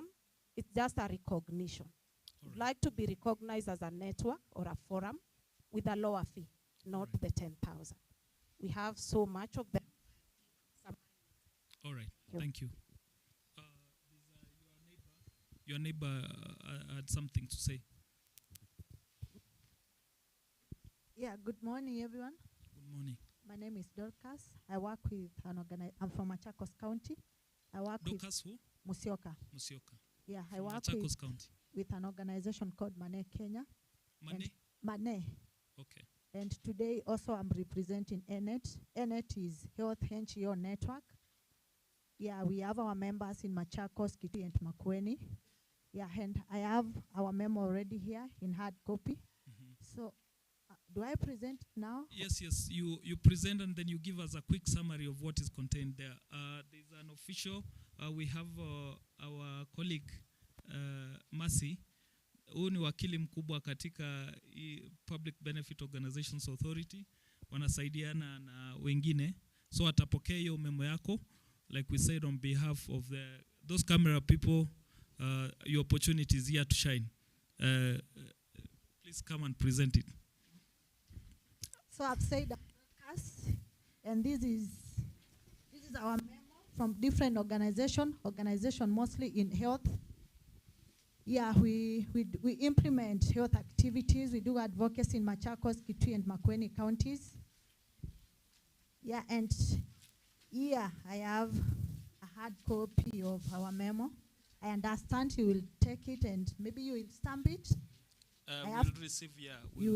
We will indicate that it's been received. Yeah. Yeah. Then you will go with one copy, and also for my filing, maybe I beg also you sign mine for filing. Yeah.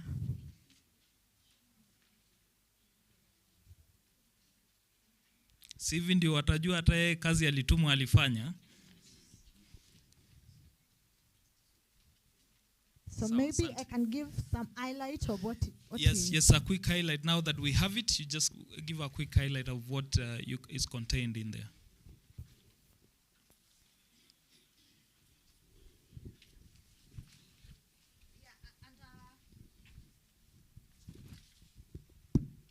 Yes, the mic is not, or you can use this one.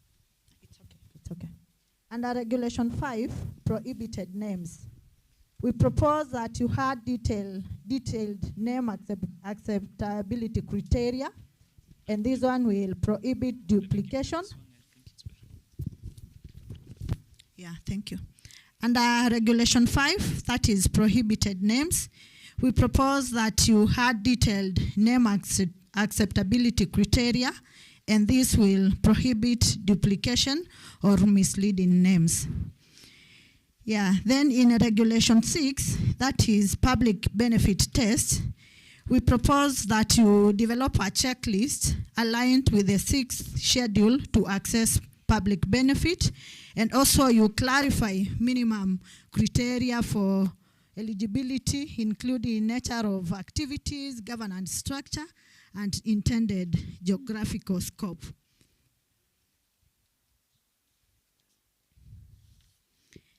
Then in part 3, that is under registration, regulation 7, eligibility for registration, we propose that you clarify required governance structure and activity scope. That is, you link it to 6th schedule.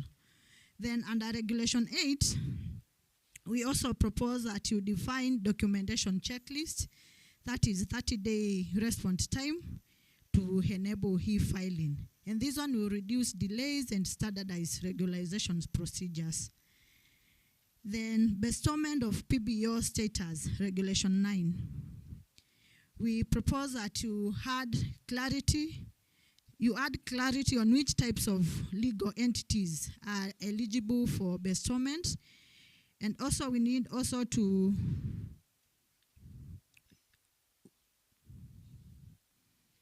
We also need you clarify eligible entities, that is, e.g. societies, trusts, companies, to align with the public benefit areas. Then under regulation 10, we also propose you list the required documents, and this will promote transparency and planning certainties for applicants. Under part 5, that is international PBOs, regulation 11 eligibility, we propose home registration proofs, that is a third board members, and this will improve legitimacy and local accountability of international NGOs. Regulation 12 and application. Maybe we propose that you define the document. You can set a 45-day review time and allow online filing and allow application to be filled online. Under regulation 13, we also propose you define clear exception criteria. That is, if an organization has no physical presence, does not implement directly, or does not support partners, then it will not be given the status. We also propose that notification of any changes that will invalidate exemption. Under regulation 14, application for exemption, we propose that you had a requirement for a detailed letter of intent and scope of work, partnership, if any, and physical conduct points. This one will encourage periodic review of exception relevance. Then under regulation 15, effects of registration, we propose that you clarify that the registration will grant full rigorous status as a corporate body or subject to compliance with reporting. And this one will promote awareness of rights and duties under Kenyan law. Thank you. That's what we have at NET Health NGO Network. Thank you for your time. Thank you very much for that meaningful contribution. So there was somebody there, but because the questions have become quite a number, I think I suggest that let's just take that one question and then we'll take another round of questions. Wajibu hizi kwanza ndio sizikuwe mingi zaidi, tupoteze mwelekeo.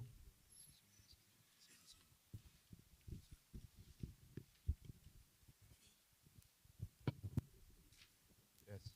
My name is Patrick John from Machakos County. Just say your name again so that it can be captured by those taking. My name is Patrick John from Machakos County. Patrick John. Yes. Okay. Nafanya na community. Swali yako niko na swali. Unakuta register na NGO ile tunaita non-governmental organization. Tunaongea Kiswahili sababu kuna mama wazee hapa. Mmeongea Kizungu sana hawasikii mnasemaje. Ndio waweze kuelewa vile tunasema. Unakuta nimefungua shule anda hiyo mnasema NGO. Every time huyo mfadhili ananiambia hata fund hiyo shule nimekopa pesa, nimenunua magari za shule etc. Unaelewa hiyo? Sasa mtamsaidiaje na huyu mfadhili amekataa kumfadhili pesa na amekopa magari, mbangi na mudai, mtamsaidia aje? Thank you. Asante kwa swali lako.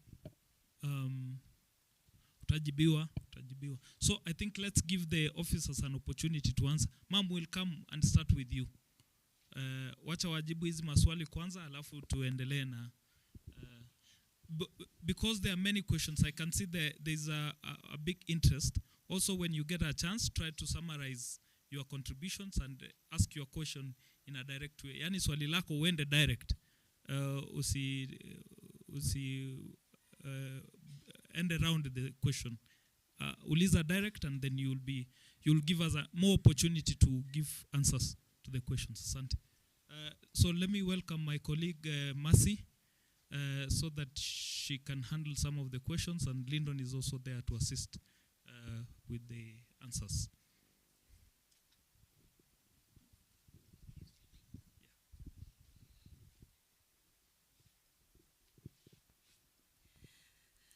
Hamjambo. Kwa majina naitwa Mercy. Mimi ni wakili kutoka PBO Regulatory Authority. Na siku ya leo tunasema asante sana kwa sababu mumeweza kuungana nasi hapa Machakos. Kila mtu ambaye ametoka sehemu mbalimbali tunawakaribisha kabisa na tunasema asante.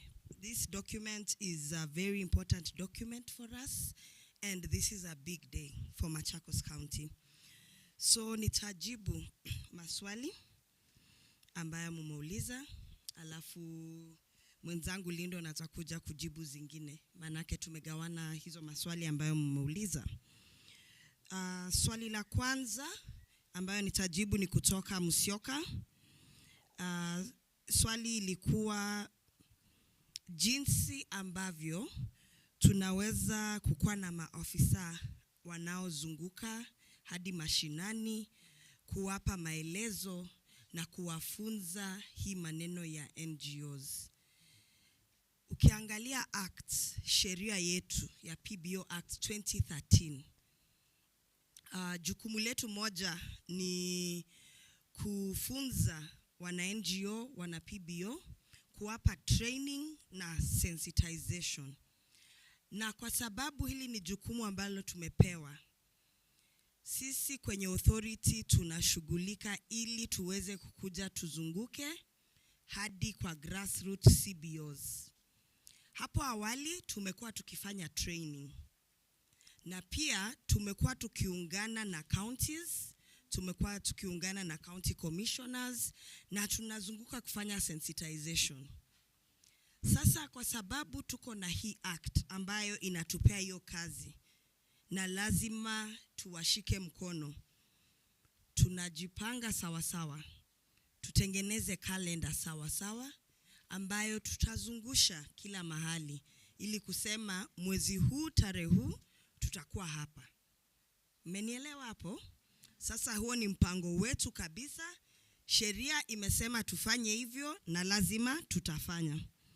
Swali lingine ambayo imeulizwa ni difference between a CBO and a self-help group. Self-help group, vile jina yake iko tu hivyo, ni group ya members kuweza kujisaidia na kujiinua. Ni members wenyewe wanajipanga, kama ni pesa watachanga, na wanajua ile namna watajisaidia. Ile yenye tunaona sana sana ni ile ya table banking for example. Sasa self-help group huwezi ukailinganisha na PBO ama NGO, kwa sababu PBO na NGO ni ya kusaidia watu wa nje. That's why inasemekana public benefit. Self-help group is for private benefit of the members. CBO, utapata kuna CBO ambayo iko na public benefit, inasaidia wale beneficiaries kama ni watoto wa shule. Na utapata kuna CBO ambayo ni self-help group, members wenyewe wanaungana, kama ni pesa wanajua vile watachanga, kama wako na support watapewa, lakini ni ya wao wenyewe kujinufaisha. Sasa hiyo ndio tofauti. Self-help group iwezi kukua public benefit organization. But CBOs, some of them are public benefit organizations. Na kueleza hapo zaidi, ndugu yetu Victor alipokuwa anaongea, alisema what a public benefit organization is. There has to be public benefit for you to be qualified as a public benefit organization. Sasa unaweza kutofautisha kati ya hayo mawili. Kuna self-help group for private benefit na kuna public benefit organization.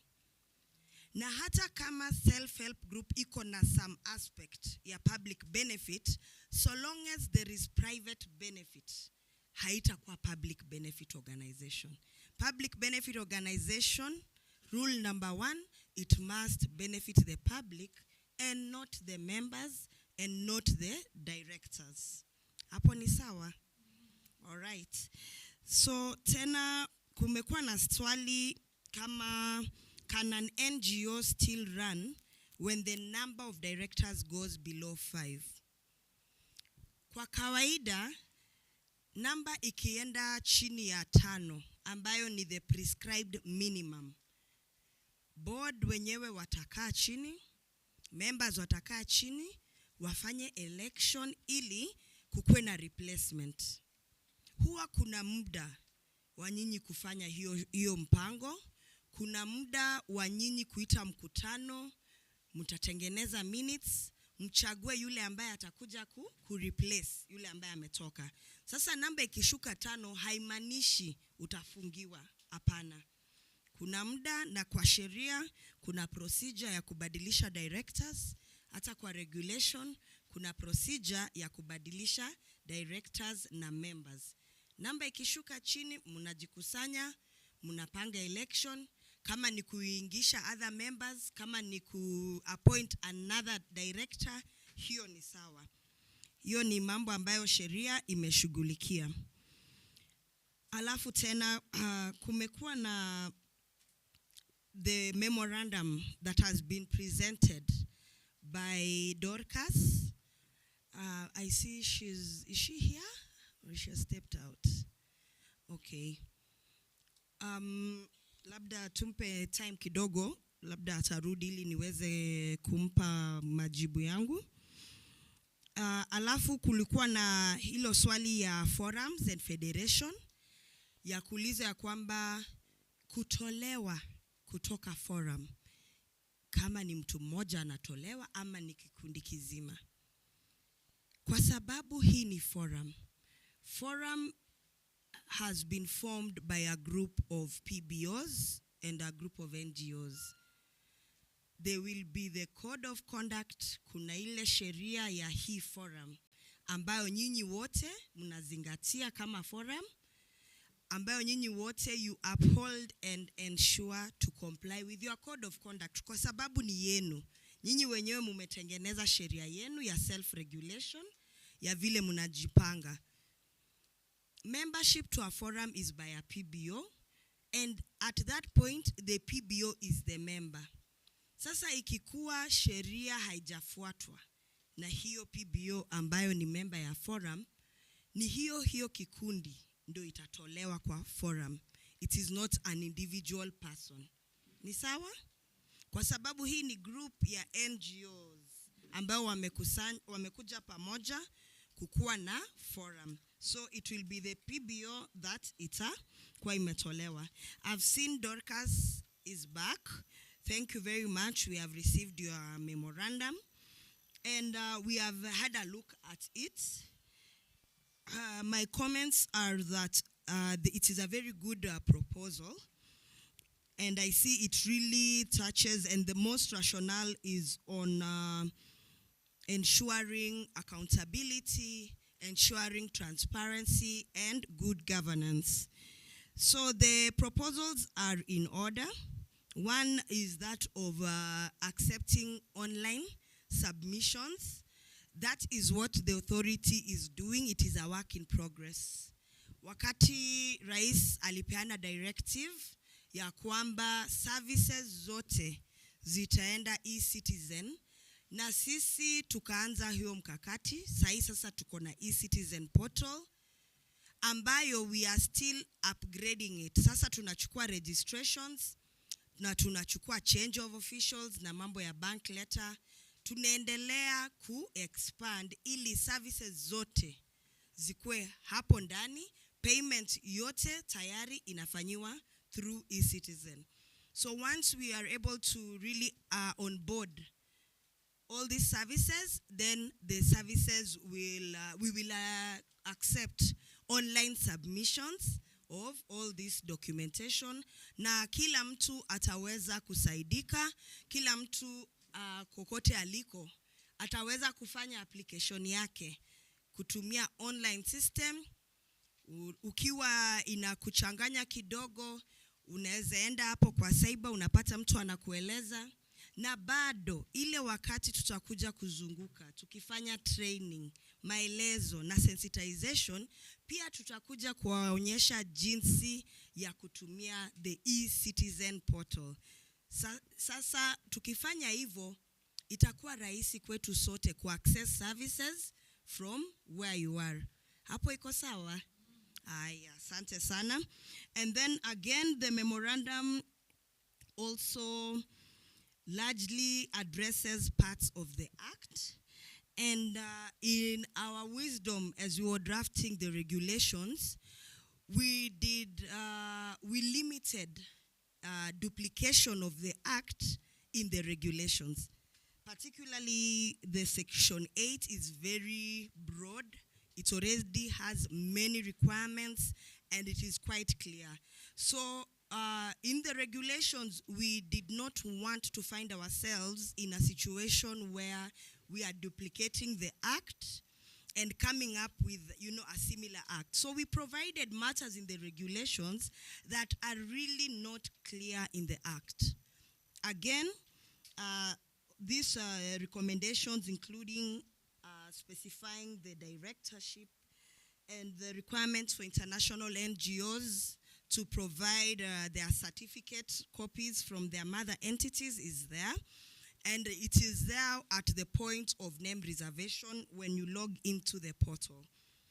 Also, most of the proposals are also captured in the forms that are part of the regulations. So mkiona kuna kitu sana kulingana na requirements ambayo haiko kwa regulations, ni kwa sababu iko kwa act tayari, na sasa tumezieka kwa forms. Kwa sababu forms are the ones that you fill in, munaweka kwa portal, munaleta, alafu hiyo ndo inawawezesha kupata hizo services ambazo munazihitaji sana.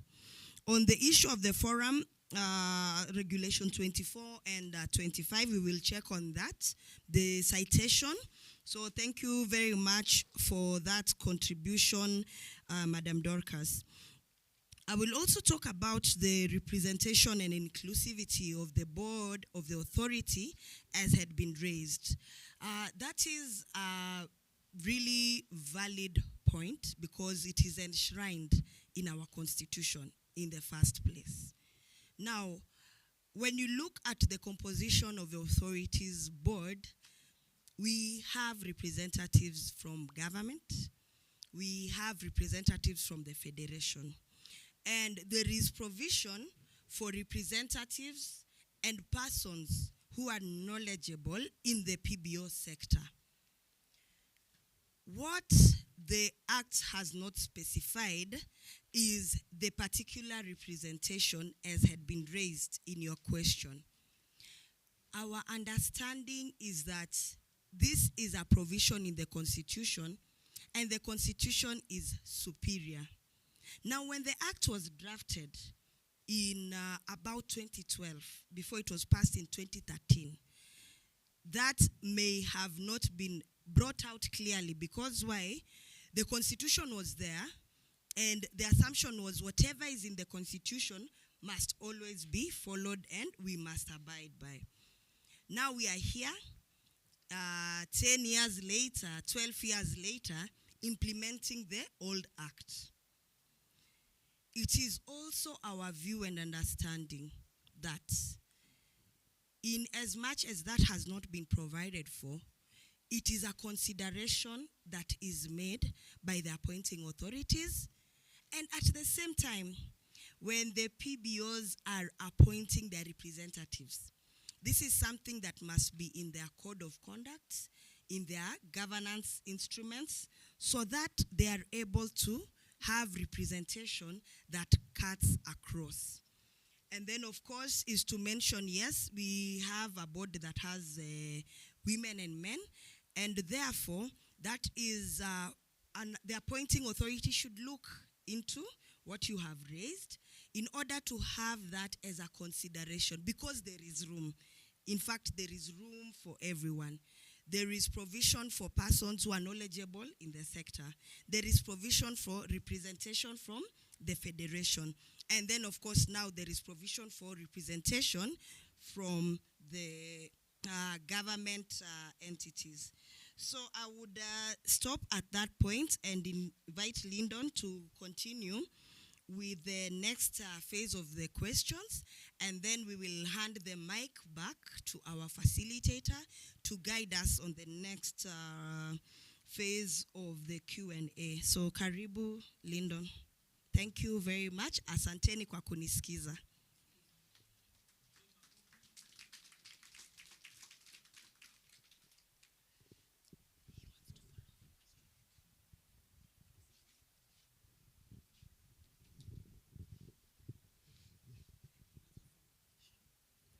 I'm told there's a follow-up question.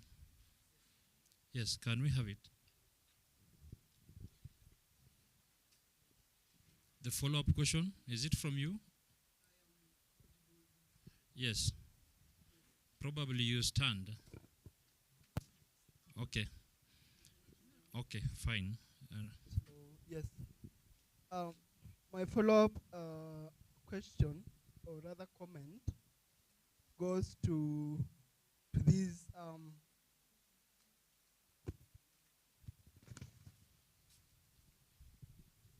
documents that everyone has.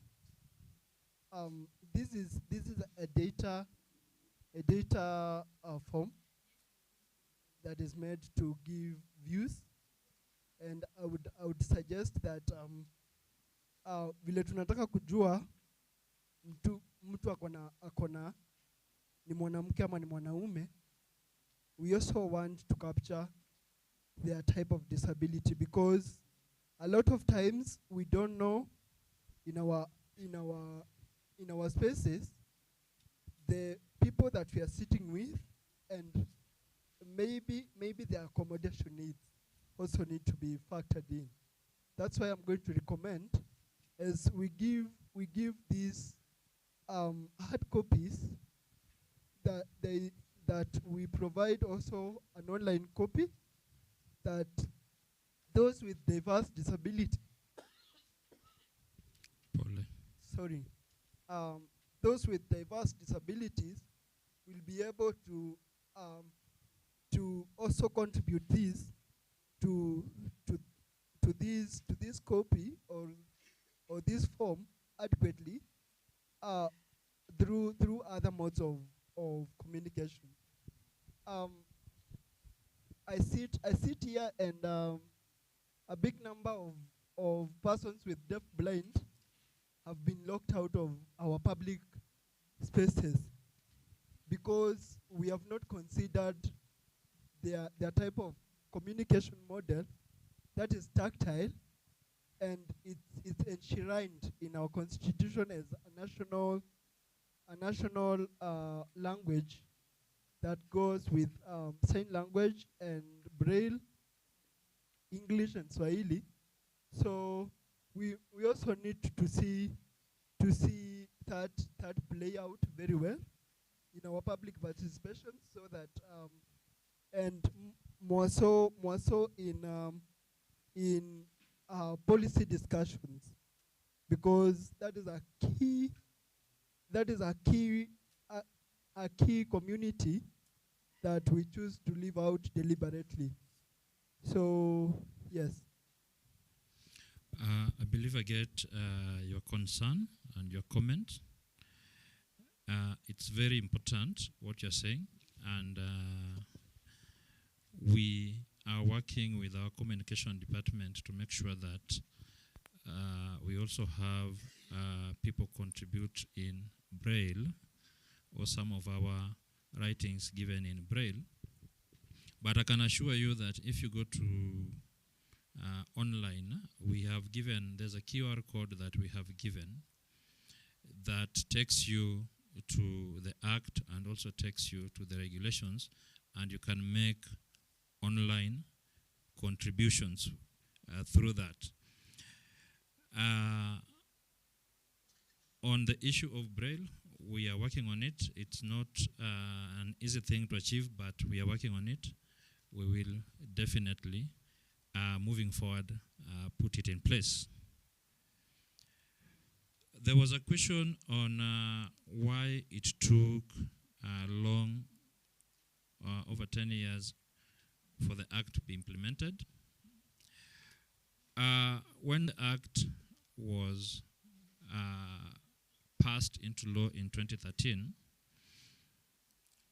for those of us who follow news closely, you will realize, or you remember, that there were several attempts to operationalize the Act, but then again there were several court cases about operationalization of the Act, and then there was also debate in Parliament about the same Act, and there are also concerns that the Act, the way it was drafted, if you look at it keenly, you will find that certain sections conflict with other sections.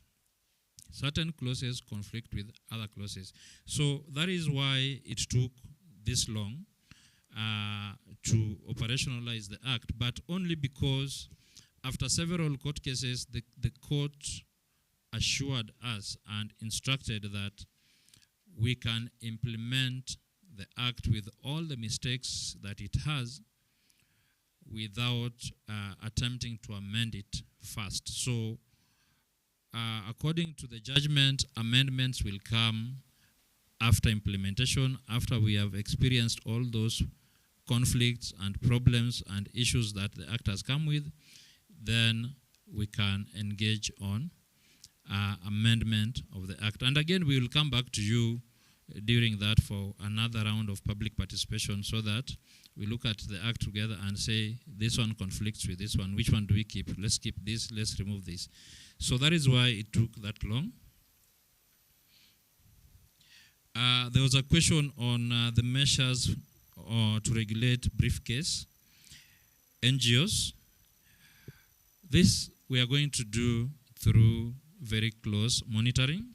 According to the Act and the regulation that we are currently putting in place, and of course your contributions, views and comments, we will be able to publish the register of all NGOs or PBOs that are in the database. So we will publish this and put it on the website so that you can clearly see who is on the database and who is not. For example, kama shirika yako haijafanya compliance, kwa website itaonekana inaonyesha either non-compliant or inactive or compliant and in good standing. So that will help you with donors. It will help mwananchi know that if I want to engage, I engage with a compliant and an organization that is in good standing. So part of monitoring will be that, but we will also be paying impromptu visits. We come to the organizations and see what they are doing and compare with the returns that have been filed. The returns that will be filed will not just be financial in nature, but they will also include programs that organizations are running, so that we see. If you say you are engaging in education, we want to see the report that shows how you're engaging in education, what you are doing in education, and then we compare with the financial report in terms of how much have you spent on education and what else has gone to other things. So that we will be doing very closely. We'll also be working with county governments and national government through the Ngao system to make sure that Mwananchi actually gets what is due to them. The other question was on taking public participation forums to mashinani. Public participation forums, by their very nature, is for everyone. No one is excluded. So wherever it is, everyone is invited to come, participate, give views, which then get considered.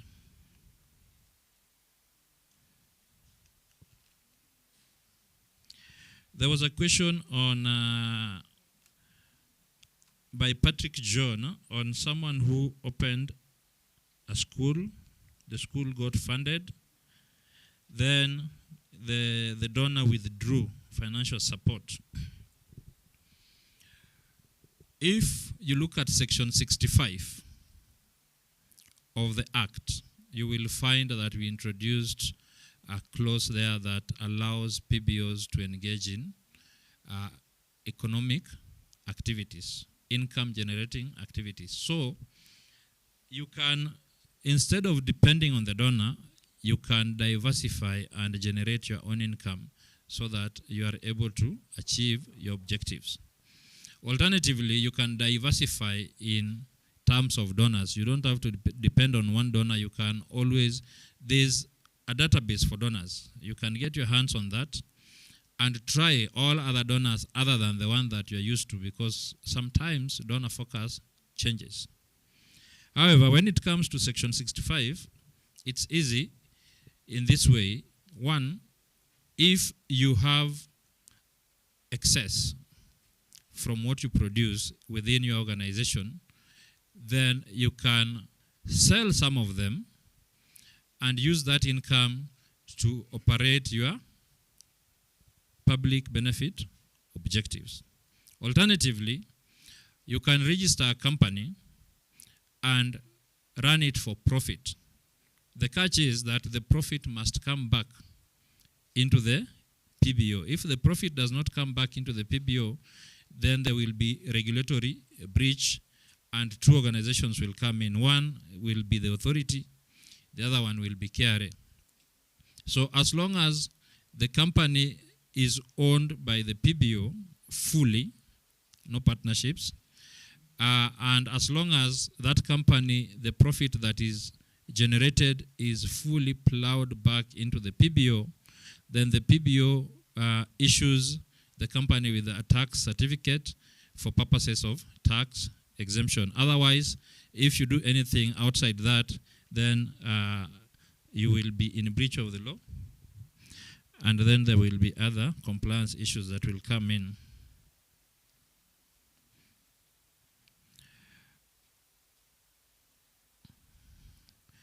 Is there another question that has not been tackled from the round that was asked? Victor?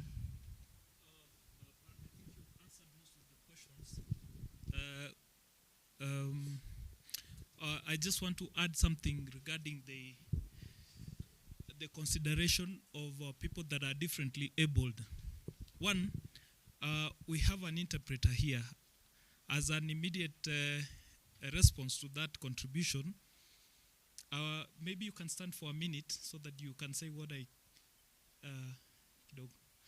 you say what I want to say in a way that will be understood by those that may need that service. So one, we made an effort to provide an interpreter here.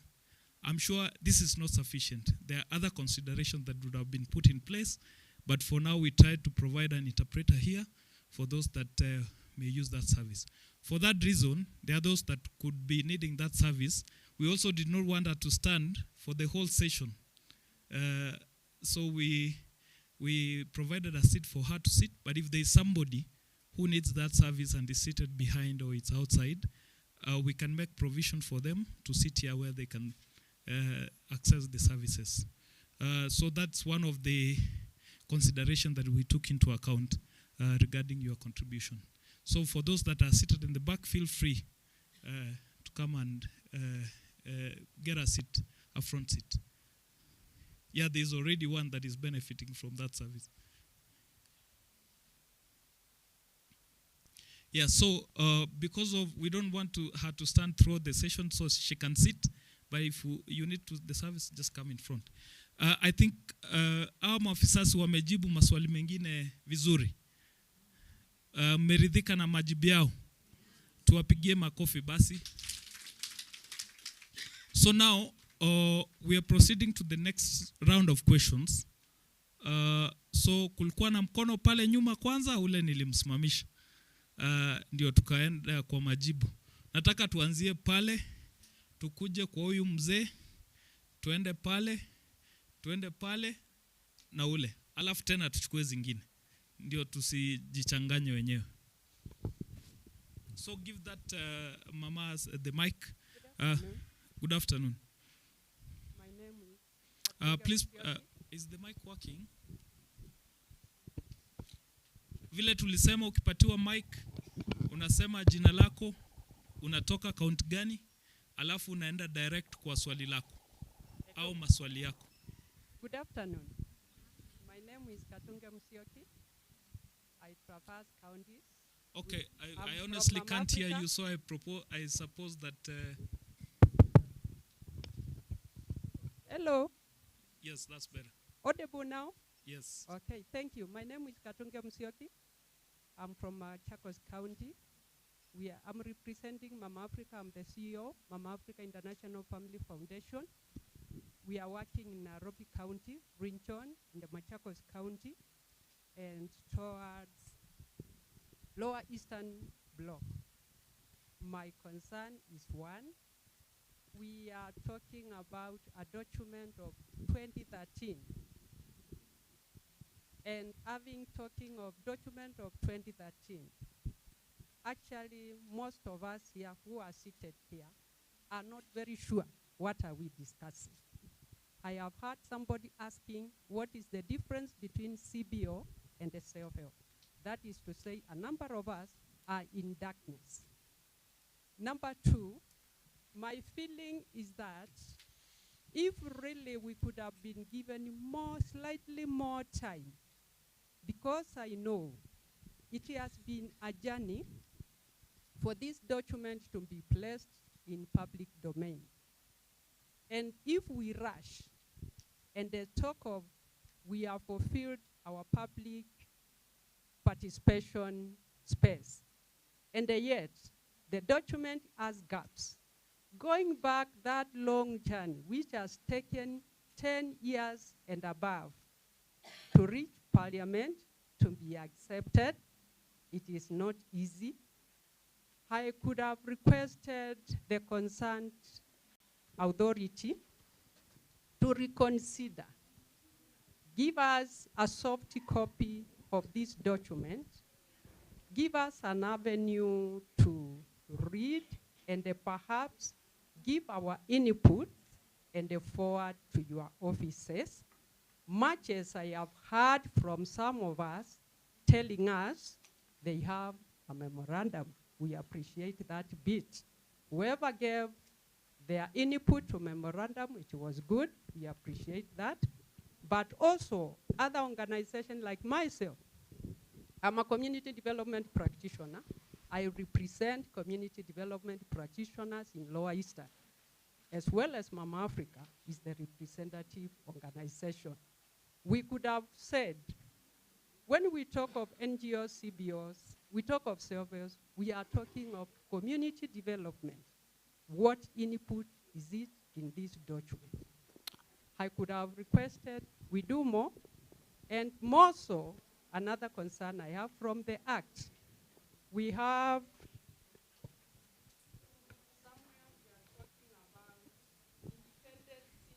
we are talking of another concern. We are talking of independency of the regulator. I have gone through that particular item, and indeed, the voice of client is missing. Thank you. Over to you. Asante. Kwa njia ya haraka sana, because she addresses some other issue that is beyond the regulation. One, vile tulisema hapo awali, hichi kikao cha leo sio mwanzo wala mwisho, sio cha kwanza wala cha mwisho. It's a process. The public participation itself was launched on 5th. It's going on until the 25th of this month. So hujachelewa kwa njia yoyote, ma'am. Feel that free that you have time to go through the regulations. Vile umesema hapa nje tumepeana pia QR code. Wale wako na simu ile inaweza scan, you can take the regulations. Hata sasa vile tunaendelea hivi, kama una hard copy you can do it. Or after we finish you can scan, and it's also available online, and we'll provide you with hard copies now that you're already here.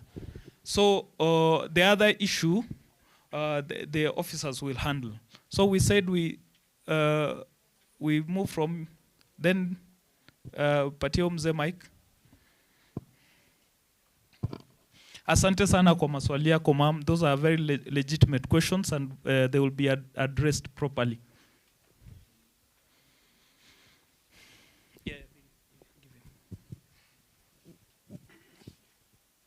Asante sana.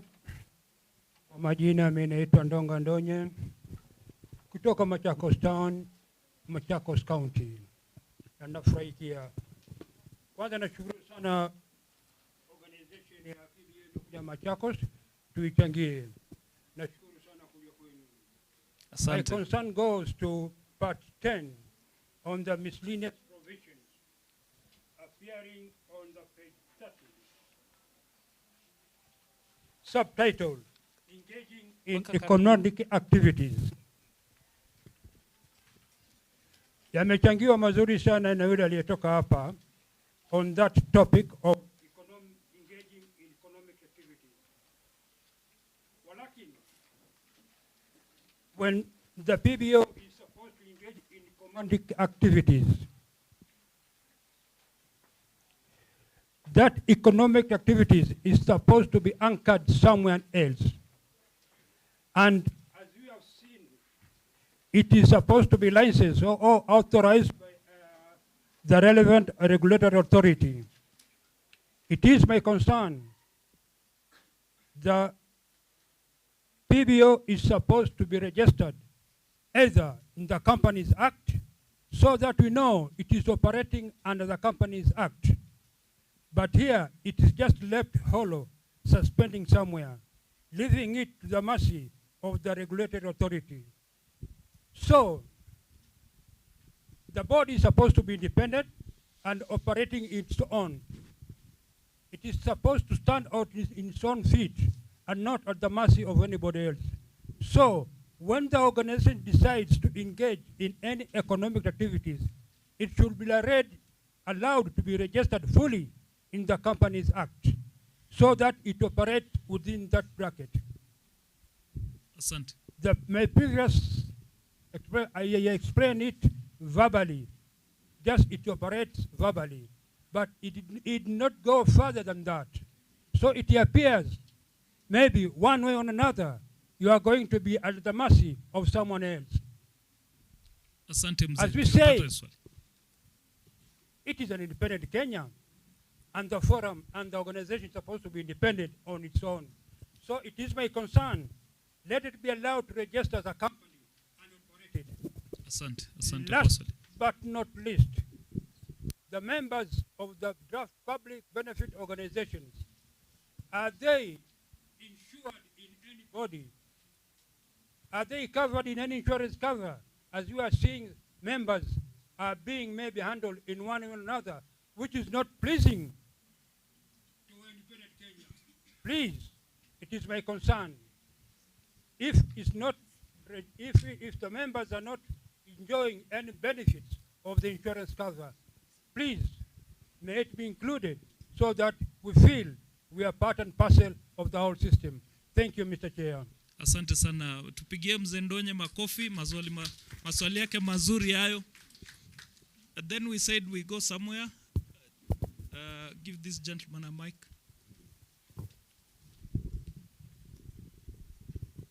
All protocols observed. Good afternoon. Asan. Good afternoon. My name is Joseph Munyoki. I work for an NGO called Inner Formation Kenya. We are working in 4 counties, 3 of them in the Lower Eastern that is Machakos, Makueni, and Kitui. And Sorry, also Kajiado. you said your name? Joseph Munyoki. Munyoki. So a few things that I wanted just to highlight. We are also members of the Machakos Civil Society Network, so our memorandum will also be shared. But in part 6, on issues of cancellation and suspension, it could be clarified what cancellation is and what suspension is, because it's also not clear. For example, if an NGO or a PBO is suspended, for how long? Because the two terms are being used interchangeably. On the page 15, there is also some need for editorials. There is a mention of first schedule, which is supposed to be second schedule for the forms that are presented there. And then on page 22, regulation number 26, there is a mention of 6 months at the end of the calendar year. And also number 2, the deadline that is also provided for is 31st of March. 31st of March at the end of every year. So that is somehow not concurrence to that. My final one is maybe back to Linton, because he mentioned something about the implementation of the Act. And there is a court ruling that was delivered on petition number E519 of 2024. Does it mean that the ruling that was done, I think on 13th of this month, does it hold water? Thank you. All right, asante sana kwa maswali yako. Just give the mic to the gentleman next. Okay, thank you. Good afternoon. Good afternoon. I am Titus Mbidi. I represent the Foundation. We are also an organization that is working in the southeastern Kenya, the 3 counties, and I come from Makueni. And my questions are a bit straightforward. One is on the PBO Act. We know currently the NGO Act has restrictions in terms of the areas of operation. So with the PBO Act, do we still have restrictions in terms of the areas of operations? Do we still stick, if it's a national NGO, those that will be bestowed, do we stick to the 5 counties, or we can now scale up and do more counties? Again, you mentioned that one of the advantages of having the PBO Act is a tax exemption.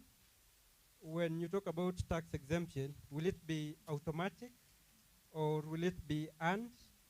And for the case of organizations who will be moving from the NGO Act to the PBO Act, if you already have the tax exemption, will you stick by it, or you'll still be required to go through the application process, the KRA and that kind of stuff? And there was also a question that was asked, and it was responded by council, and it did not come out clearly on the part of the CBOs and self-help groups. We know that currently CBOs and self-help groups are registered by the Ministry of Labor and Social Protection, that is the cooperatives. And she mentioned that if a self-help group undertakes activities that are for public benefit, it's when they'll be registered under the PBO Act. So does it mean that there will be some self-help groups that will be registered under the cooperatives, and there will be other self-help groups that will be registered under the PBO Act? And maybe if we can have time, it will be good for the team from the PBORA to give us like the key highlights. What are the differences between the NGO Act and the PBO Act? Because I think that way it will be clear for most organizations that are currently operating, and they'll be able to relate on the things that they'll be shifting in terms of their registration and in terms of their operations. So thank you very much. Thank you for those very clear questions. So we have one more there. Let me see people that still have questions so that we know how we should manage our time. Questions, contributions. I know that we had said we'll allocate more time to you to give your presentation. So let me just see by show of hand who still has some contribution to make. Okay, so we give him the mic. Wanjala. And then, Wanjaro, of course, we already have your submissions, but we'll give you an opportunity to give a quick summary. And then we'll take another round of questions. Thank you, moderator. My name is Amos Wanjala representing MMV Associates. That's a forum of Mau Mau War Veteran Association, Jeremiah Mugi Foundation, Mau Mau Machigari. And I do have a question today. I just have a request because mnajua wazee huwa hawaamini kitu mpaka waone, ama mpaka waone kwamba kimefanywa. So tulipeana memorandum Meru, lakini hawakuona nikipeana. So ningependa wao wenyewe leo wapeane memorandum officially. So that is just my request. Na ningependa request our members from Machakos, Kitui and Makueni waweze kusubmit memorandum ya Mau Mau. Asante sana. Asante sana. Naona hata wewe umejitayarisha, umevaa suti nzuri kweli. So we'll give them an opportunity to submit the memorandum. Please, are they ready so that we do it straight away? Okay. Wakuje, Lyndon, you can come and receive the memorandum on behalf of the authority.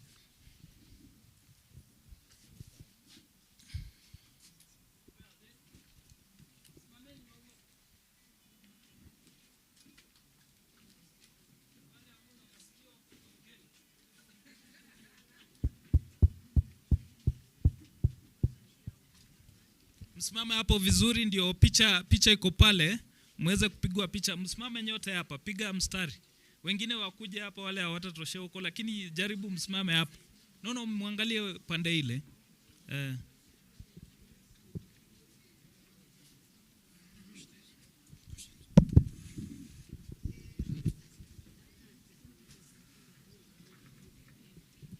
Asanteni sana, kujeni kwa haraka, naona mko wengi kweli kweli.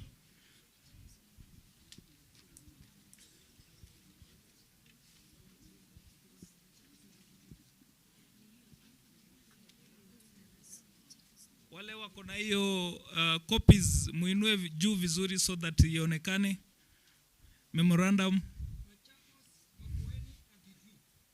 Wote wako pamoja. Karibu na tunashukuru sana kwa mchango wenu.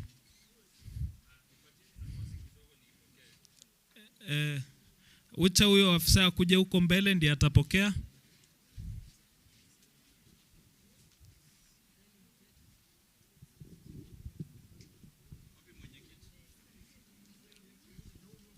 Ule mkubwa wa kikundi asonge mbele ndio apigwe picha vizuri.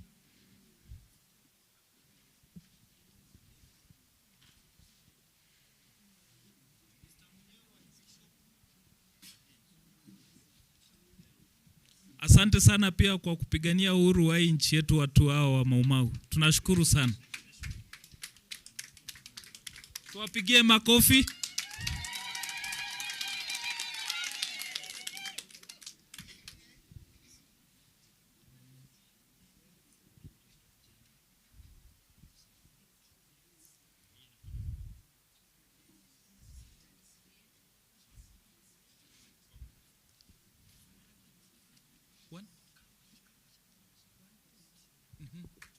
Okay, tutampatia msimamizi aseme kitu moja after ame present memorandum.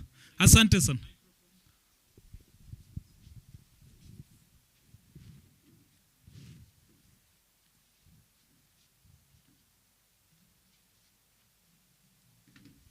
Hao ndio walipigania ile tunasema freedom of association and conscience.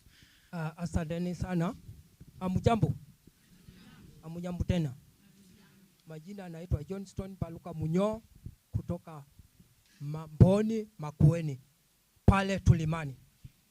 Mimi ni PA wa director wa chama ya MMP CLG. CLG ni company limited by guarantee. Tuko na vyama vingi cha Mau Mau. Kwa hivyo vyama mingi Kenya hii. Kwa hivyo mimi nafanyia Kenya mzima 47 counties kama PA na secretary. So wale amuamini Mau Mau, kwanzia sasa kama hujajiandikisha please, mmesomeshwa habari ya vikundi. So mkoni consult Kenya, ofisi yetu iko National Archives, ile ingine iko Kitale. Leo nimetoka Kitale na na nimetumwa salamu za nyinyi nyote na director wa kikundi Kenya mzima. Thank you very much. Sina mengi. Asante, asante sana. Asante. Mumesikia vizuri sana, mujiandikishe na Maumau. Ni ilitupigania uhuru. Sawa sawa. Tunaweza keti. Asante, tuketi sasa, tuketi. Tunashukuru sana watu wa Maumau Veterans Association. Asante sana. Wanjala pia wewe tunakushukuru kwa kuandamana nasi tangu tuanze hii process pale Embu. Paka sasa tuko Machakos. Asante. Tuwapigie makofi wanapokaa Maumau. Sasa we take the next, okay, tuchukue mmoja.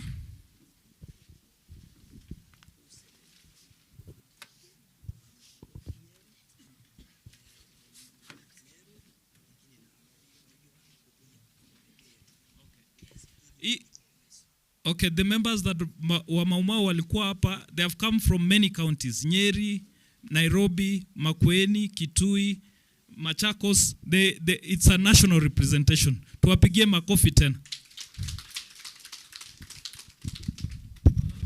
So we take those two questions and then we can get the answers and then we'll take the final round of questions because we don't want to overshoot this. Na naambiwa kuna chai na ngoja inatungoja pale nje. But kama kuna maswali zaidi msiogope, tutaendelea tu mpaka tuchukue maoni yote. My name is Mumo Grace from Makueni County. I work with Uraia Trust, who is a member of Makueni Civil Society Organization. We have a memo, I mean not a memo, submission, but I know the point I'm giving, it's not in that. And it is a special request. We are talking of devolution, and we are tired of traveling to other counties. For example, Makueni, if it comes to a national contribution to any act or a bill, we have been moving all the way from Makueni to this point, specifically Machakos. Why should we not devolve to the counties itself? I think we can get more information because it is easier for the people within the county to travel to the designated place to give their views. That's my special request. Thank you. My colleague is giving the memo. Maybe he can give the summary of it. Okay, asante sana kwa swali lako. You can come and accompany your colleague as she presents the memo. Imepokelewa hii na maafisa. Okay. But before, as we present this, I also have one thing. That when we were trying to discuss about these particular regulations, our members from the Makueni Community of Practice, which is made of the Makueni Civil Society Network and different members, we were asking ourselves, just like the other government programs are done, you have a list of the NGOs already. Why should we re-register again, or rather register again? Why don't we just shift this? And I think this is a question on behalf of everybody here. That why don't we just shift this to the other? Then the last one, as we present this, is about the difference between the PBO Act and the 1990 Act of the NGOs. We have had the wrangles within the leadership wrangles within the board. How are we going to solve this? How are we going to behave differently in this particular era of the PBORA? Thank you very much. Thank you. Those questions. And my name is Robert Muli from Makueni Civil Society Network. Robert Muli? From Makueni Civil Society Network. All right. Yes. So, members? So the members can quickly come to the front. We want to save on time. They present their memorandum. And those two questions that you've asked will be addressed by our colleagues from PBORA.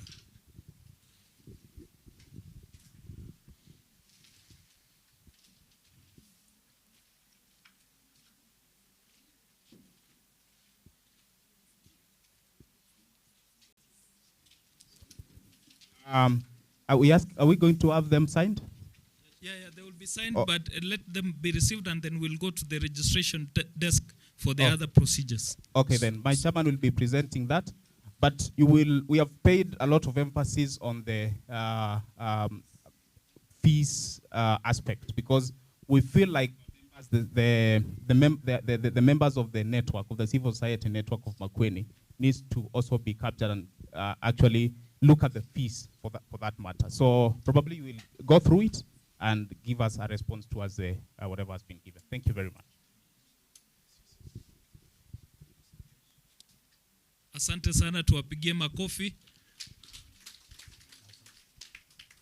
Yes, habari yenu wananchi, honorables, this is your document, and if I can say, this document actually is from the civil society.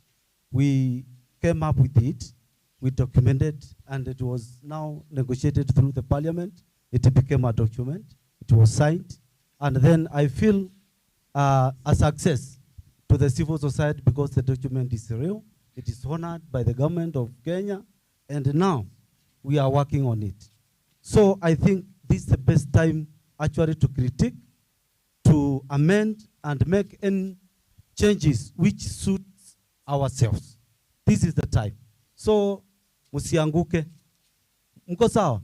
Musianguke sahi. This is your time now to raise up and look at it well and make it fit for the future generations. Thank you, sir. Asante sana, tumpigie makofi huyo. Tupigie makofi civil society organizations kwa mchango wao. So do we have any more questions, contributions? We take this one and then we take the answers. Patie microphone.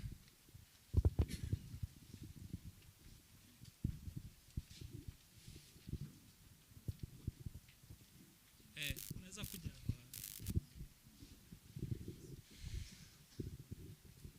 Thank you. Habari yenu? Mzuri. Salama? Tuko salama kabisa. Kabisa. Yes. My name is Dennis Muriuki, a member of the Young African Action,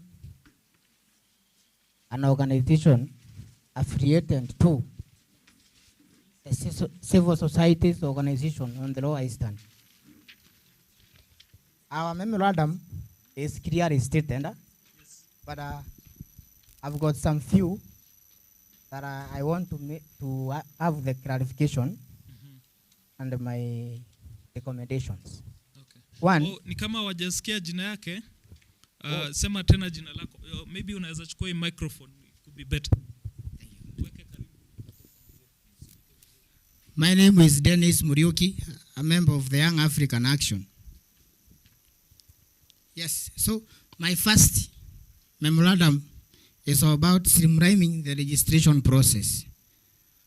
On the cross, we found that there is in the information the level of education, professional, occupation, and the PO box. What we are proposing is this level of education, professional, occupation are outdated. So we should at least remove them and include PO box, because many citizens still do not have access to internet, but can access PO box. And again, on the draft part 3, 81 and 82, we should replace may with shall.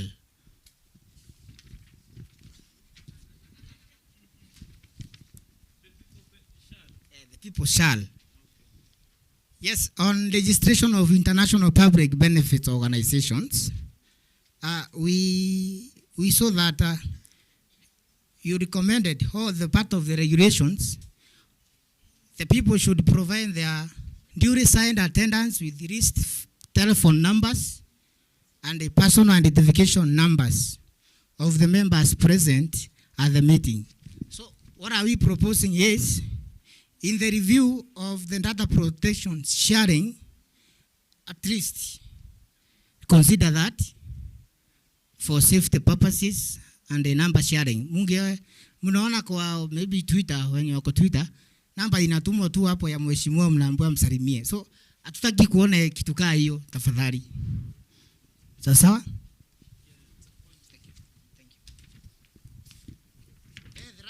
The last one is some praise of improvement. It is still here, but let me say it.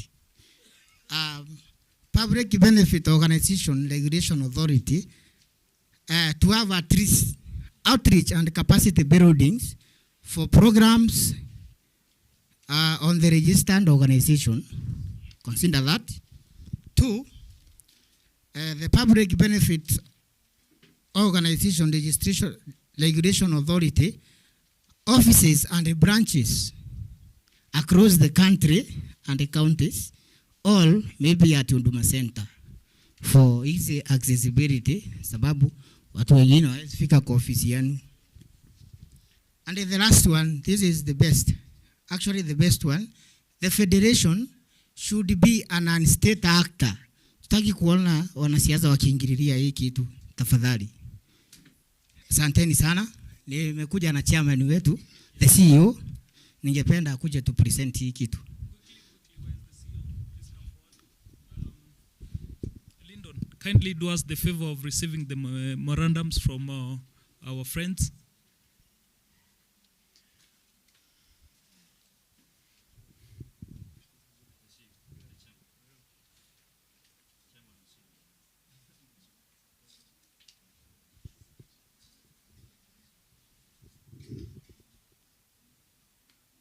Salimia yeye tena, picha haijashika vizuri, naona ule ana struggle.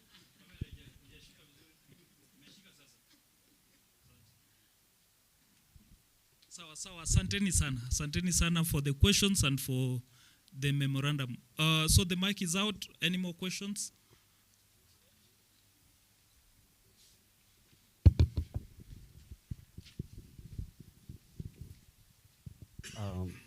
My name is Mwasia. Please, your two names, please, for record purposes. Sorry, I'm told to come. No worries. That's where you are required. My name is Mwasia Sol, the acting chief, Mlolongo location, at the River Sub-County, Machakos County. My issue, I have two issues. Part 6, Section 18 of the cancellation and the registration. A, the PBO shall not from their account. My question is, since these funds were channeled from whatever source they were channeled from for the benefit of the public, after the cancellation of the registration, what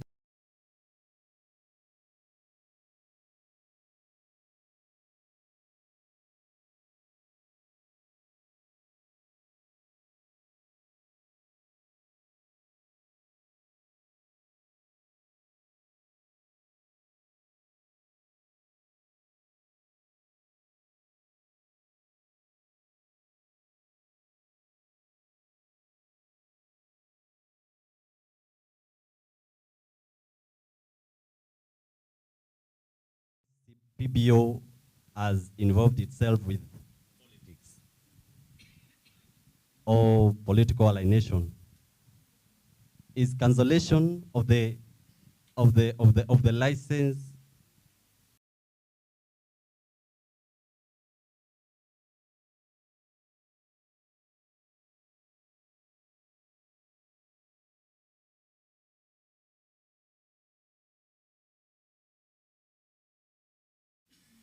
why? Failure to do this, the civil societies involved in this may lead us to anarchy. And then who should we hang?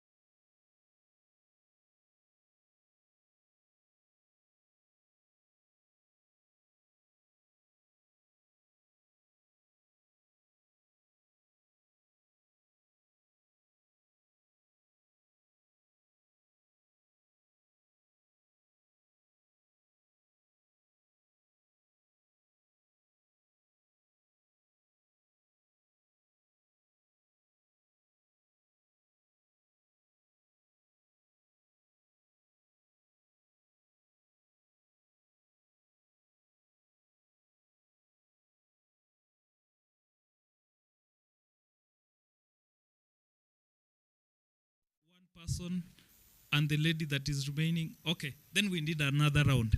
So, Mercy, you can address the questions that have been asked so far so that we take the last round of questions. Thank you. So how many people still have memorandum to submit? I know we have our friend here.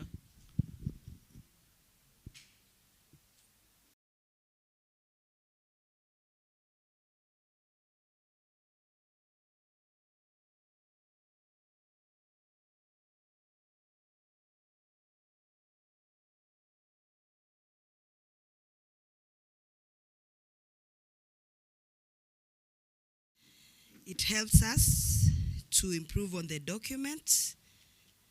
As you have said, this is our document to guide us as the authority and to guide the sector. So I'm going to start by responding to the issue on submission of annual returns. And that is actually an error on the document because the PBO Act talks about 6 months to submit the annual returns and the audited accounts. And this is a different provision from the previous NGO Act. The NGO Act required that upon closure of the financial year, you have 3 months to submit the returns. But the PBO Act provides that you have 6 months. It has extended the period. So that one, we actually noted it at the point of printing these regulations, but we could not alter it because this is how the document came from the Office of the Attorney General, but we have taken note of that. So the duration for submission of annual returns and annual reports is 6 months as per the Act, okay? And then I'll also tackle the question on transition from the NGO Act to the PBO Act. Now, in the NGO Act, there was provision for only 2 categories of organizations. That was national and international. The PBO Act has increased these categories because we also have organizations that will be bestowed with a public benefit status. And these organizations not necessarily will be incorporated at the PBO authority. They may be incorporated elsewhere, but because they want to be bestowed and issued with this PBO status so that they can actually pick and gain from the benefits of the PBO Act, then they will be bestowed with a PBO status, and this would be in form of a license or a certificate. And then we have the exempt organizations that do not implement directly and they do not raise funds in the country. So those already are 4 categories from the previous 2 categories of the NGO Act. When you look at the PBO Act, Section 5, the transition provision, Section 5.1 and 5.2, it talks about applying for registration, and specifically entities that had already been registered in the previous NGO Act will or shall be required to apply for registration under the new Act. And then it talks about a 1-year period to do that. Now, to enable us understand what this transition is about, the mandate of the authority is to maintain a register of all the PBOs. This register must provide for the 4 categories of registrations, or 4 categories of PBOs that I have highlighted. Noting that we had only 2 registers before, one for national and one for international. How then are we transitioning, whereby we have a register containing 2 identifications, yet we need 4? It therefore means that the registration referred in the Act requires that you are entered into the register of PBOs to your rightful category. You may have been existing as a national entity, but you are actually international. You may have been registered previously as an international organization, but you are actually an exempt organization. It is for that reason that the transition cannot be automatic. The authority, in order to maintain the register, must correctly place these entities into their respective categories in the register. Thereafter, you will be issued with an identifier document that shows that you have now actually been registered under the PBO Act. So this registration is not incorporation. It's not a fresh start. It is simply being entered into the register and being issued with a document showing that on this particular day, you have been entered into the register of PBOs and you are a PBO. So that is the clarity that I want us to get and to have. We are not asking you to incorporate afresh. No. We want to have you properly placed into the register and your proper category. Now, again, at the same time, we would definitely want to know who are your board members and officials. I mean, we are entering you into the register of PBOs. It would only be prudent for the authority to ascertain that indeed these are still the officials of this entity.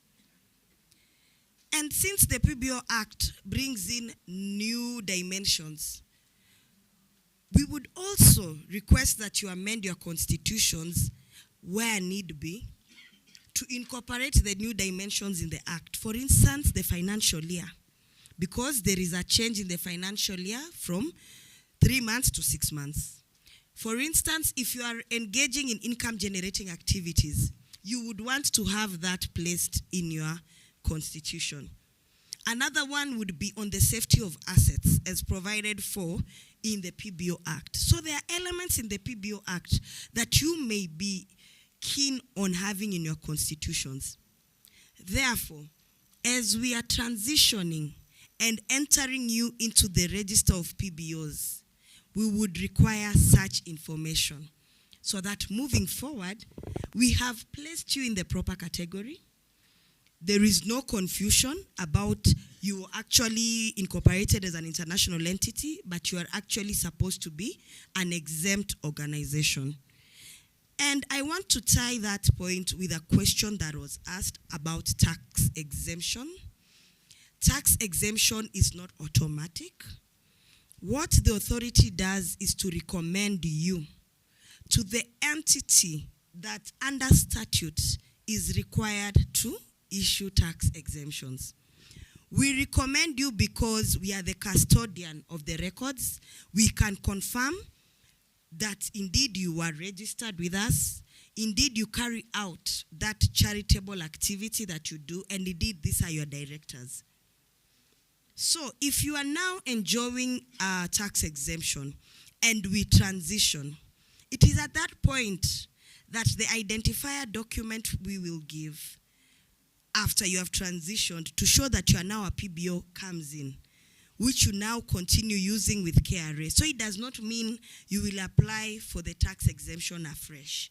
You still continue using it, but once we've given you the identifier document, that is what now supports you to say, we are a PBO because we transitioned in this manner, but we are the same, we are the same organization, and you will continue enjoying that tax benefits. Now, I want to offer a clarification on the CBO versus self-help group.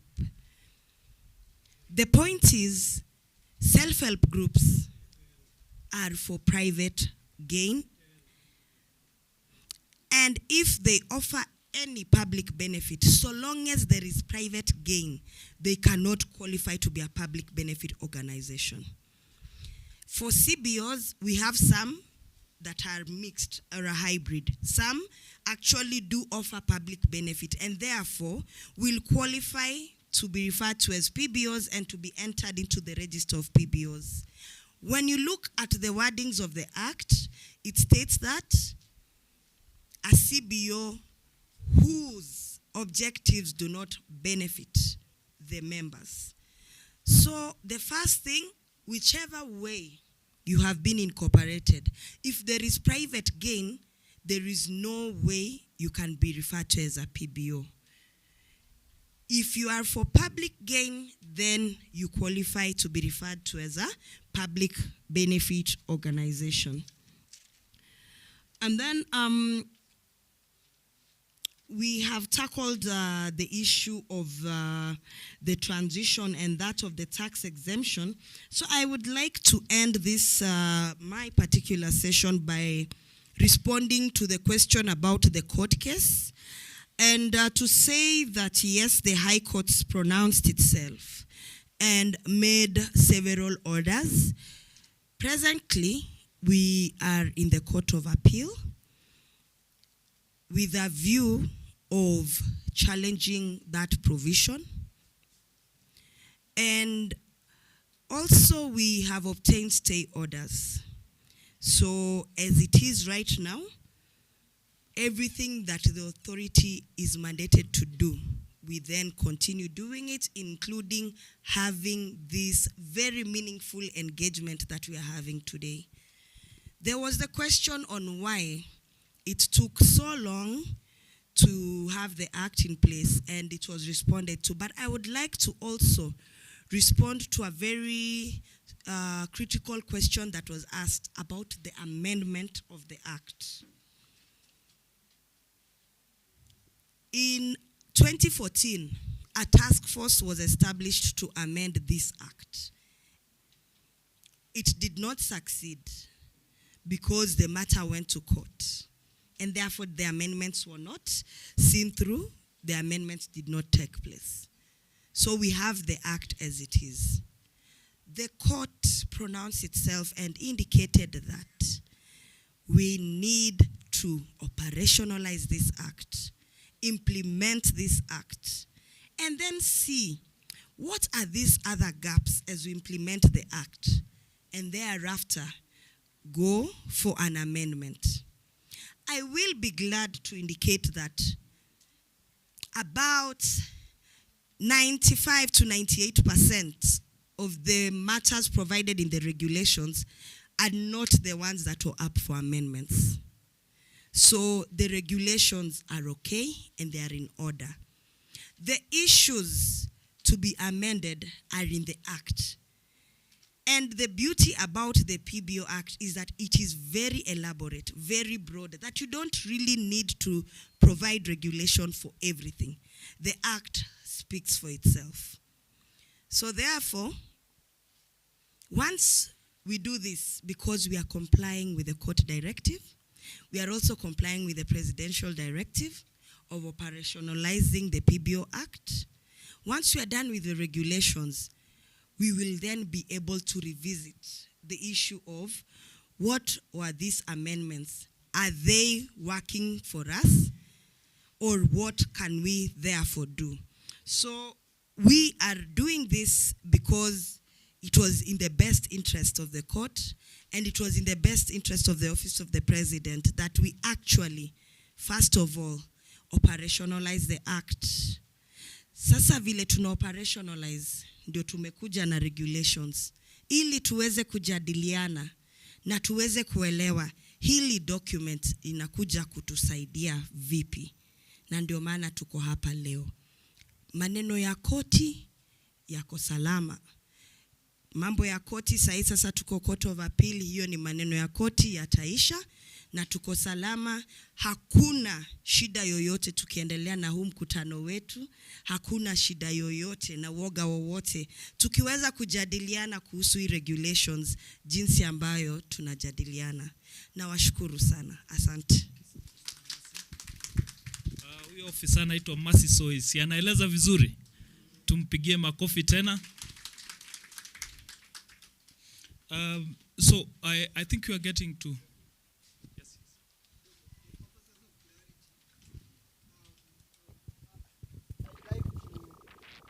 I'd like to inquire from her. The already registered NGOs. We talk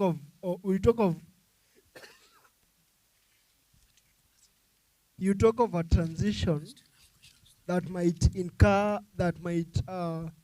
bring the NGOs to a certain cost in the migration from NGO to PBO. So would we get some riders for the already registered NGOs, both international and national, to be transitioned automatically to the new system without any payment? Okay, thank you. That question will be addressed by this officer. So just two issues. We intend to wind up with the next round of questions, but like we've said, we are not closing the public participation forum. It's still open until 25th June. So, 25th of July. So, don't feel left out. If you don't get a chance, of course, to present here, we'll try to ensure that nobody goes home with a presentation or a question. But if you do not get a chance, or you have not read the regulations and you need time, don't feel like you are late. We are still in the middle of it until 25th of July. So we'll take, our colleague will answer the questions that are remaining. We'll try to take like 2-3 more questions and then we'll wind up. But like we've said, just feel that you still have time and we'll give direction on how you can make the contributions. Lyndon.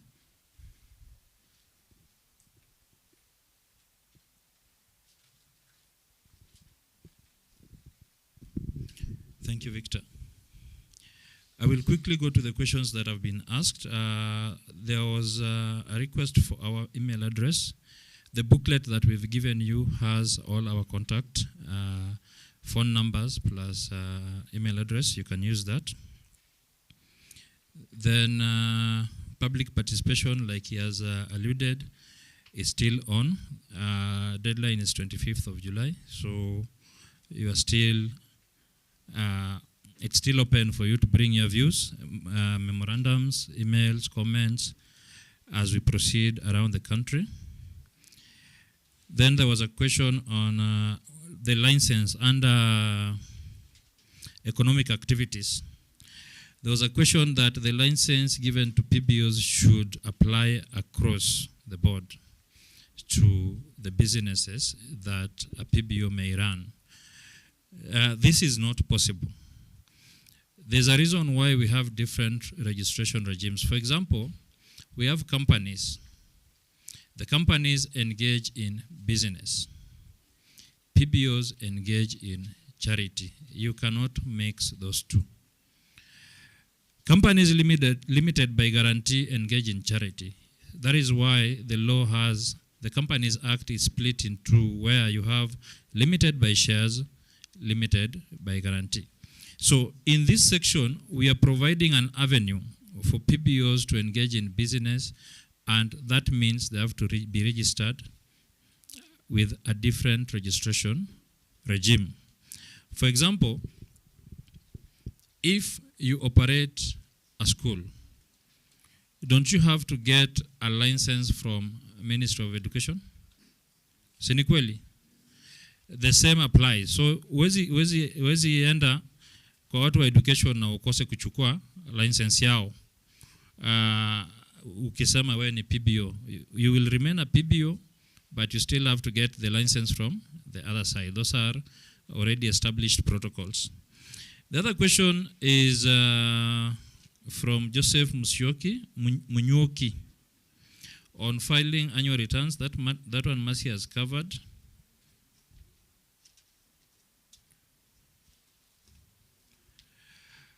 The highlights and difference between NGOs and PBOs Act. There are many differences. One, we have Section 7, which introduces public benefit status. We have Section 11, which introduces exempt registration. We have Section 27, which introduces code of conduct. We have Section 50, which introduces the PBO's tribunal. We have 21, which transits the federation from the NGO council to federation. And so if you look at it, the PBO Act is totally, completely different from the NGOs Act. We have Section 62, which introduces inquiries and investigations. We have Section 63, which introduces protection of assets.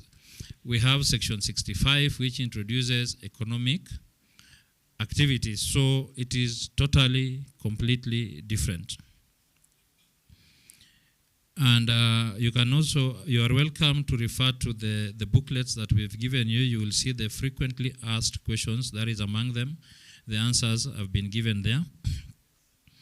Then there was a question on how PBO RA will behave differently from NGOB. The difference is in the law. The previous law was scanty and ineffective. The current law is comprehensive. So in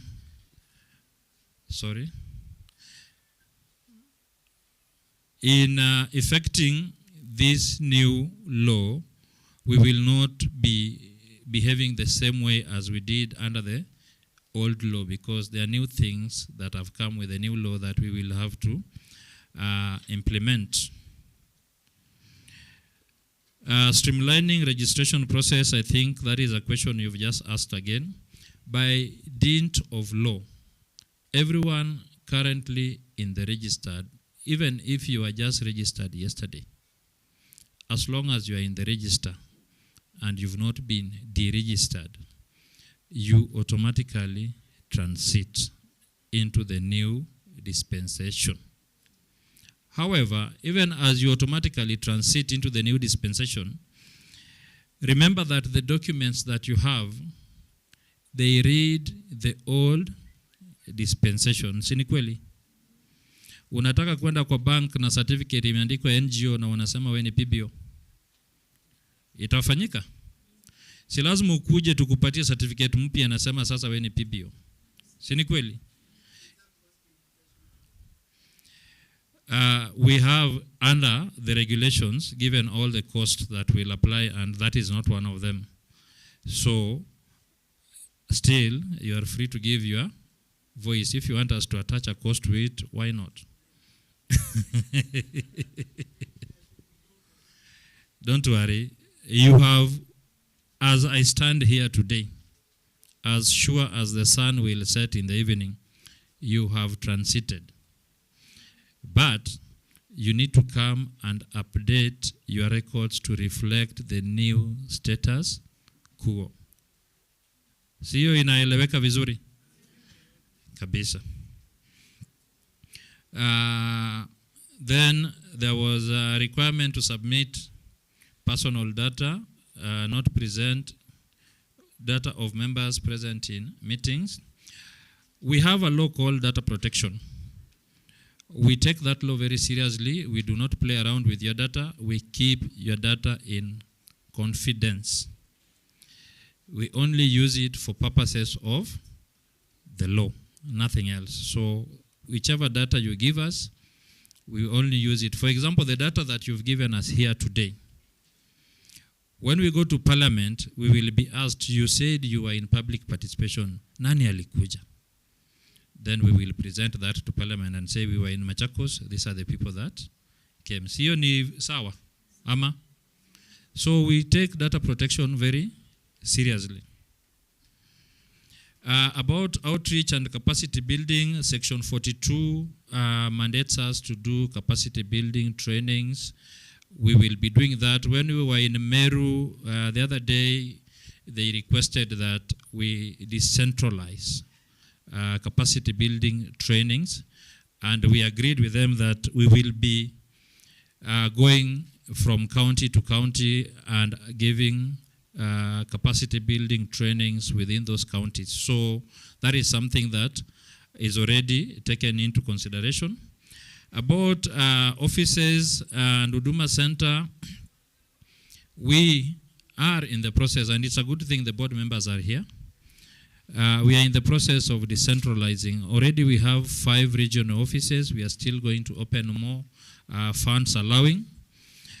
Huduma Center we had tried, but it did not work out because the IT people, the way they configure those things is still not working for us well, but we are still in the process of trying so that when you go to Huduma Center, it does not become a post office where you deposit documents, unaambiwa tumetuma Nairobi. Hapana. We want it kama ni Huduma Center inakuwa effective, unafanya mambo yako hapo unaenda nyumbani. Si ni kweli? Mwasia, you asked about Regulation 18.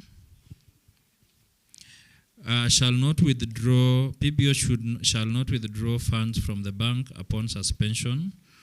What happens to the funds? Suspension is not a death sentence. Suspension means a few things are not right. Once you put them in order, then you are reinstated. Once you are reinstated, hizo pesa ziko tu kwa account zinangoja ukirudi unazi access. However, when you are deregistered, the situation is different now. Whatever you had in terms of assets, which includes cash, is redistributed to another PBO with similar objective. Si hapo iko sawa? Then PBO involvement in politics. PBOs, when you come for registration, the first thing we normally talk about is that you are non-political, you are non-what? Nani anajua? Non-partisan, non-what again? Zinakuwaga non-ine. Sindio? Izo manan, we take them seriously. As PBOs, you can engage in civic education about politics, but you cannot engage in politics, because when you engage in politics, you lose the meaning of what you are supposed to do. You are a charitable organization, you are complementing government in service delivery. That is exactly what you should do. Otherwise, you don't need to have that license. You have been licensed because, remember, the only person with the mandate of delivering services to the people of Kenya is the government, because the people of Kenya pay taxes. Ama we ulipi? So unalipa tax. Your tax inafai it translate into services. But because the government recognizes the vastness of the country and the reach, the government says, wacha tupatie wengine certificate, wasaidie kufanya pale, wengine waeke maji pale, education pale, wengine wafundishe watu maneno ya civic education pale. If you went to school back in the day, there was a subject called civic education. Silikuwa? Sasa kuna PBOs wenye hiyo ndio kazi yao kufanya maneno ya civic education. Kama saizi tunafanya public participation, wangekuwa washafanya before we came, washafanya civic education. Wamesema watu wa PBO wanakuja hapa waulize hii maswali, tumesoma, tumeangalia. Hiyo ni not involvement in politics. Si ndio? Lakini ukienda kwanza kusupport local MP, si unafanya maneno mengine yenye sio haifai ufanye. Mimi nimewaacha na hapo. Asante sana, tumpigie makofi ofisa. Huyo anaitwa Lyndon Otieno, ni ofisa wa Pibora. Sasa kwanza nataka kuwashukuru sana kwa utulivu wenu. Na mchango ambao mmetupatia ni mchango mzuri. Pili, wale wanataka kuondoka, kuna chai pale na naambiwa ina mpatanisho na vipochopocho vingine, msiiwache. Tatu, nataka nisikie tena kama kuna mtu akona jambo ambalo hataki kwenda nalo nyumbani. Tumsikize, tumpatie dakika 5, tuwasikize, alafu tufunge.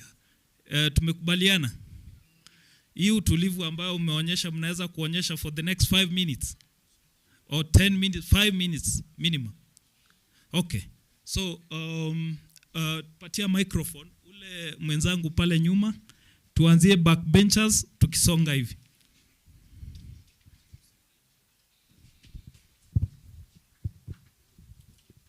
Ule alafu wacha nione mkono ndio tujue microphone ina move aje. Ule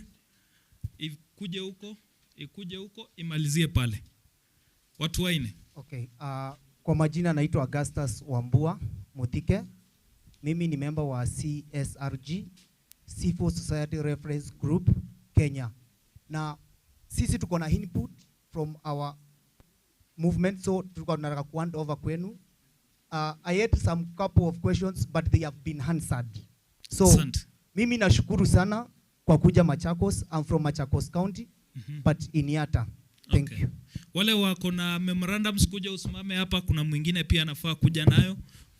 We get an officer to receive them. The mic moves to our lady, good lady there. Good afternoon. My name is Angela Mutinda. I'm from... Weka mic karibu.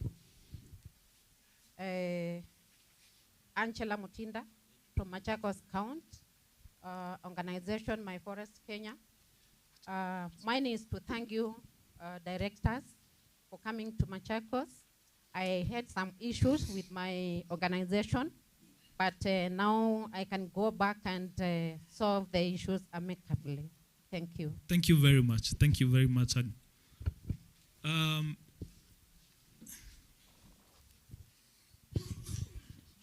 Asante sana. My name is Elijah, and I'm working with the Machakos Society. Yes.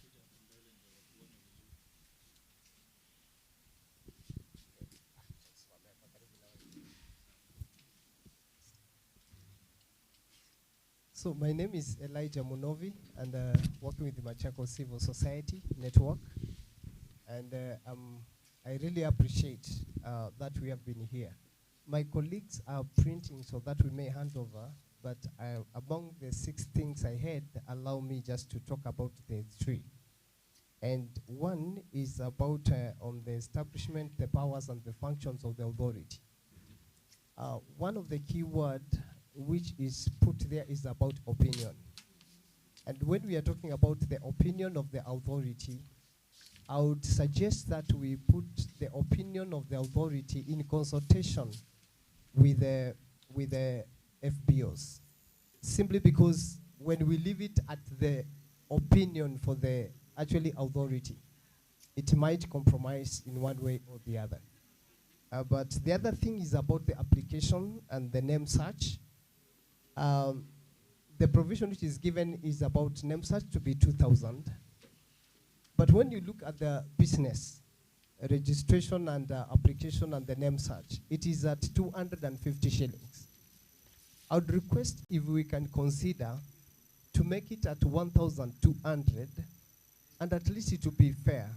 Because one thing, the FBO's public benefit organizations, they came over to do what the government has not been able to do probably due to some other issues. So I suggest, because businesses, they're at 250, why can't we lower it to be at 1,200? And then when it comes to the name change, again, it is at 2,000.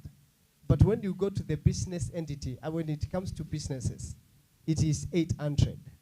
So why can't we just put it a bit lower to 1,000 so that at least many organizations can be comfortable to do what we need to do? And probably the other thing is on Regulation 8. Allow me to finish with that. But I can summarize it. It's about on the application. And if you go to part 4, it says the particulars of the office bearers. Then it talks a third of whom must be Kenyan nationalists. I want to say that at times we have some people who have migrated and they're in Kenya. We have refugees, we have guys who have settled in Kenya, and they're Kenyan citizens currently. Eventually we can refer to what is laid on the Immigration Act, so that at least we can consider that we see these people, they become part of us, they are not just set aside.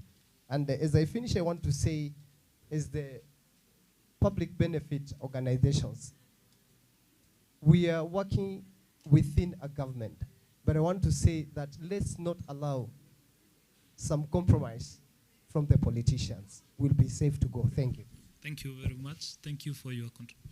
Thank you. I believe those are suggestions. Oh, the last one? We are going to take into account those suggestions. Those are not questions, but suggestions which we take into account.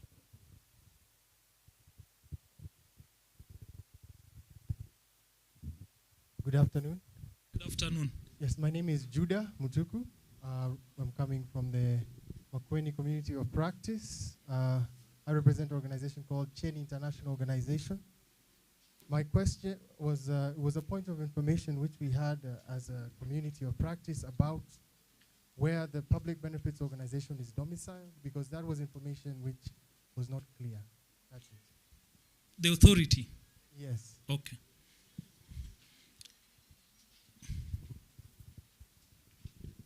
To simply answer that question, the authority is domiciled in Ministry of Interior and National Administration.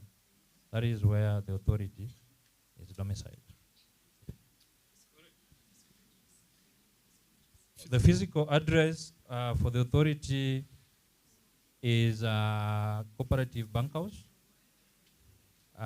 also known as Bomb Blast, also known as Bell Bottom, depending on your age. I think there's an age where it was called Bell Bottom. Then I think in 98, after the Bomb Blast, it became Bomb Blast. But the official name is Cooperative Bank House, Haile Selassie Avenue. Gorofa 15. Sawa sawa. HQ. We have other regional offices in Mombasa, Garissa, Naivasha, not Naivasha, but Nakuru, Eldoret, and Kisumu. We shall be opening other regional offices as we progress. Hiyo ni maneno ya directors. Ingilia sana. What I know is that the plan is in place. Sawa sawa. Now, can we receive this memorandum? Sure.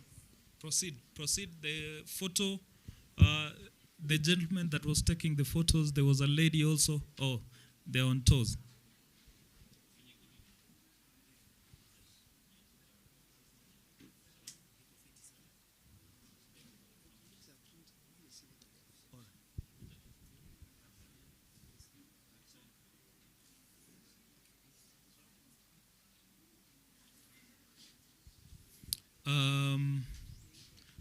Thank you very much. Thank you for that memorandum. I think that marks the. Is there anybody who have closed out? Come and say something. Yeah, thank you. I think I don't have much to say, but there was a question that had been asked by my colleague. We have had some issues with the board, the national, the NGO board, previous years. Now that we are transiting to a new space, I mean, what are the new measures that we also don't see such also happen to the new leadership? Thank you. Thank you. That's an important question. Please, Lyndon, maybe you can address that quickly, and then we have somebody to pray for us, and then we wind up. Thank you very much. If you have an issue that is current under the defunct act, you will still transit, but that issue still has to be sorted out. If you were deregistered under the defunct